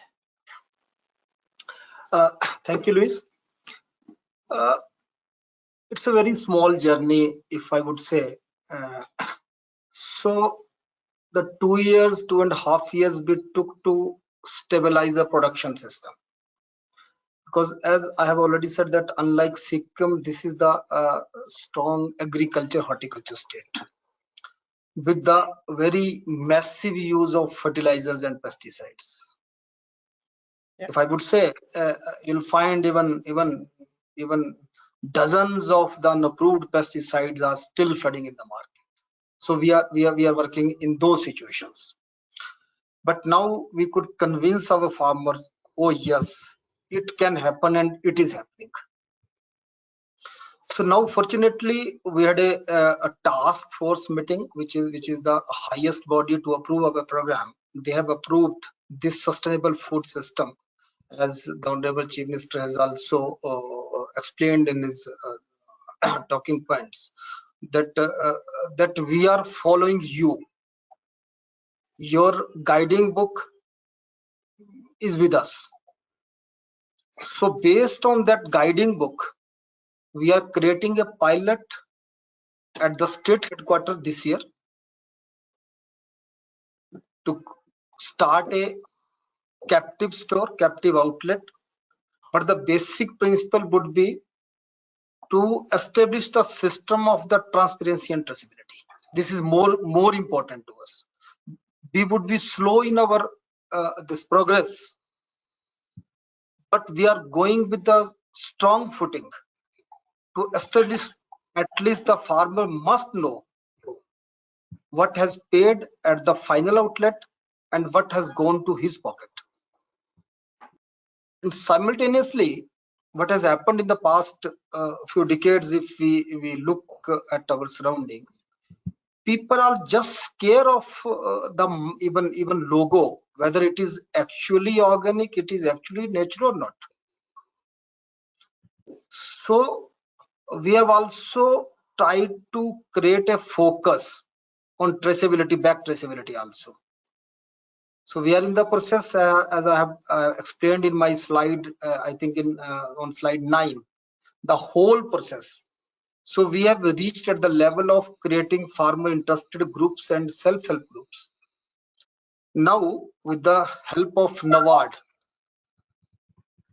we are looking at the farmer producer companies. But again, when we support the farmer producer company, we have some different kind of conditions we are imposing upon the farmer producer company.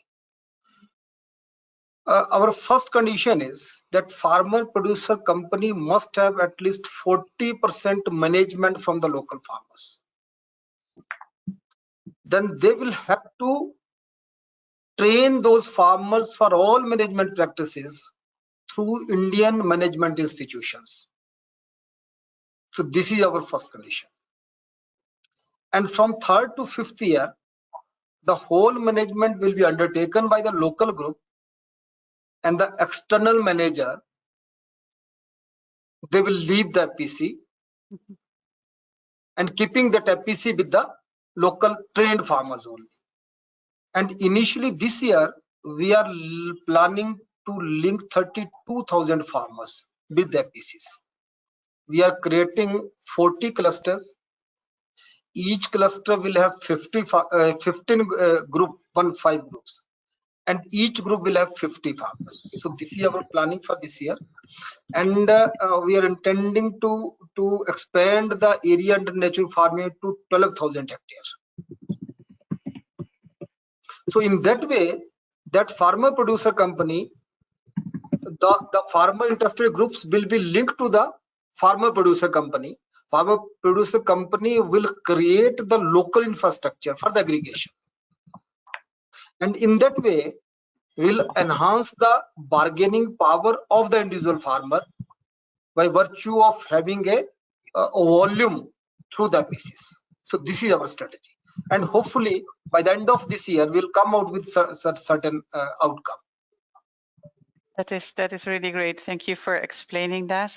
That through your intended transparency and also traceability, and by organizing the farmers, you will have, let's say, those linkages very strong, on a very strong base. I think this is very, very insightful, and I would like to thank you, our distinguished panelists, for your contribution, sharing your experience, your expertise, and also your very hopeful messages. I would say that how you are working on transformation right now in agriculture. So thanks a lot for being with us today. I would like to move to Professor Dr. Claudia Warning.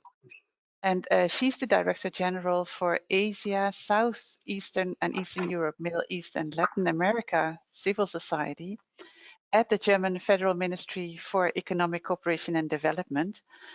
She's been following the session of today, and I would be very, very interested, Dr. Warning, in your concluding remarks. Please, the floor is yours. Thank you, Louise. Excellencies, ladies and gentlemen. We heard some very inspiring messages and examples from the field today. As my minister said, business as usual is no longer an option for our planet. This was the recurring theme provided throughout all contributions during this event today. We heard so many different perspectives that if we want to achieve the SDGs, we need a fundamental transformation of our agriculture and food systems towards sustainability and inclusivity.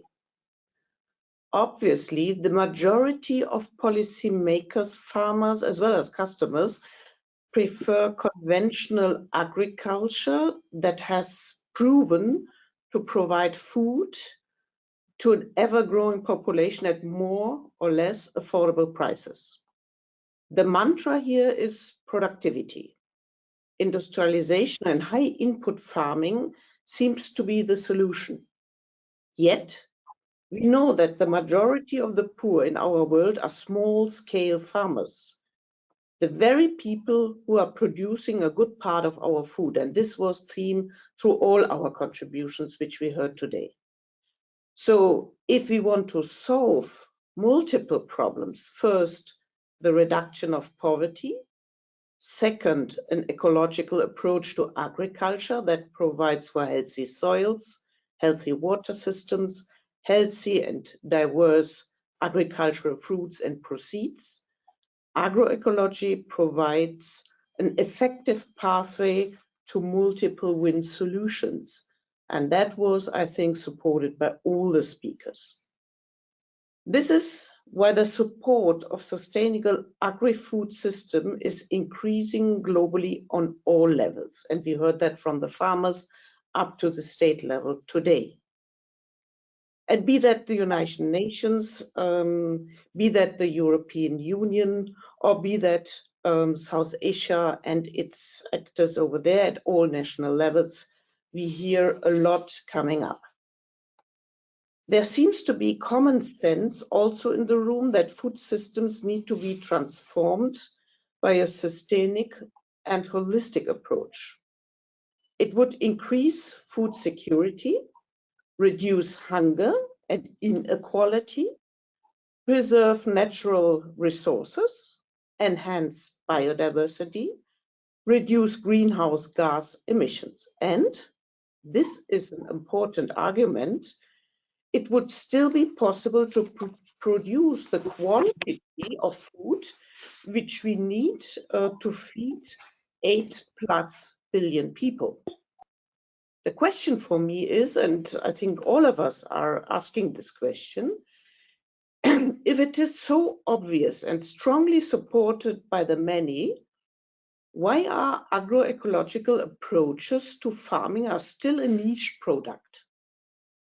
What needs to be done to make it mainstream, acceptable, and get it out of the niche? Maybe this conference is already part of the answer. Listen to farmers and governments that already have made the positive experience and prove that it fulfills the promises. Debate among policymakers in order to create a conducive environment for supporting the transition of our food systems. For instance, from German perspective, the German parliament urged the German government with a resolution to expand its commitments in the field of sustainable agriculture and agroecology. That helps us also in supporting it. The past hours indicated the dynamic of policies-driven transformation in the Himalayan region, many of them based on the principles of agroecology and organic agriculture. And we recognize farmers have increased incomes through diversification, integrated traditional farming systems. They reduced their dependency on external synthetic inputs. They increased climate resilience, found alternative marketing channels, and promoted greater empowerment of women. This is where Germany wants to support. Not sole, but well in the Hindu-Kush Himalayan region, which spans over 8 countries with an ecosystem supporting the livelihoods of 240 million people. Over the last 10 years, Indian, Bhutanese, and Nepalese policymakers have increasingly recognized the need to transition towards sustainable agriculture. This was shown today in a very impressive way. These policy initiatives have already gained international recognition, such as Sikkim state policy, which we just heard, and others. Tomorrow, we will certainly learn more about the efforts made by Bhutan and Nepal to turn themselves into 100% organic. So my conclusion would be, let's spread the message. Let's show, demonstrate that sustainable agriculture works in different ways. We exchange arguments and we learn. And we need to broaden the base of the debate based on evidence, as our colleague already said, and not ideology, which are often found, by the way, from protagonists of both the conventional as well as the agricultural belief of going about in agriculture.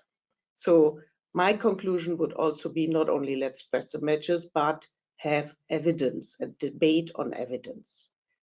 Germany offers a helping hand to create a space for discussion, create good examples and this evidence. The message from this first event will not only feed in our upcoming bilateral 6th Indo-German intergovernmental consultations, but also into other international processes in order to make sure that agroecology will serve as the backbone of the transformation for our food systems globally. Therefore, thank you, IFOAM and World Future Council, for giving this platform for exchange to stakeholders working towards sustainable agriculture, value chains, and consumption, to share ideas and innovations, learn from each other, discuss on recent policy trends for sustainable and equitable food system, and to forge new alliances. And let me conclude with that, we need to spread and broaden the discussion. We need to get out of the niche, and we can do it. I think we have evidence enough that it works. Thank you. Thank you very much, Dr. Warning, for your concluding words and also for your encouragement, also for the support of the Ministry of Germany to help setting up this event that we have today, indeed to bring the discussion alive and bring the players around the table. So this is our session for today. But Dr. Warning already pointed to the fact that there will be a session tomorrow as well. And in this session, we will listen indeed to the experiences of Bhutan and Nepal, but also we'll have the opportunity to address more of your questions because you, dear audience, have been very, very active during this session already today. and we were not able to address all your questions and input, but we will come back on that also tomorrow. I would like to invite you for that session, starting again at the same time as it was today, which is European time 10:30 and 1 o'clock Indian time. Tomorrow, your host will be Mr. Ashok Koslav, who's the founding counselor from the World Future Council, our partner here in organizing this event.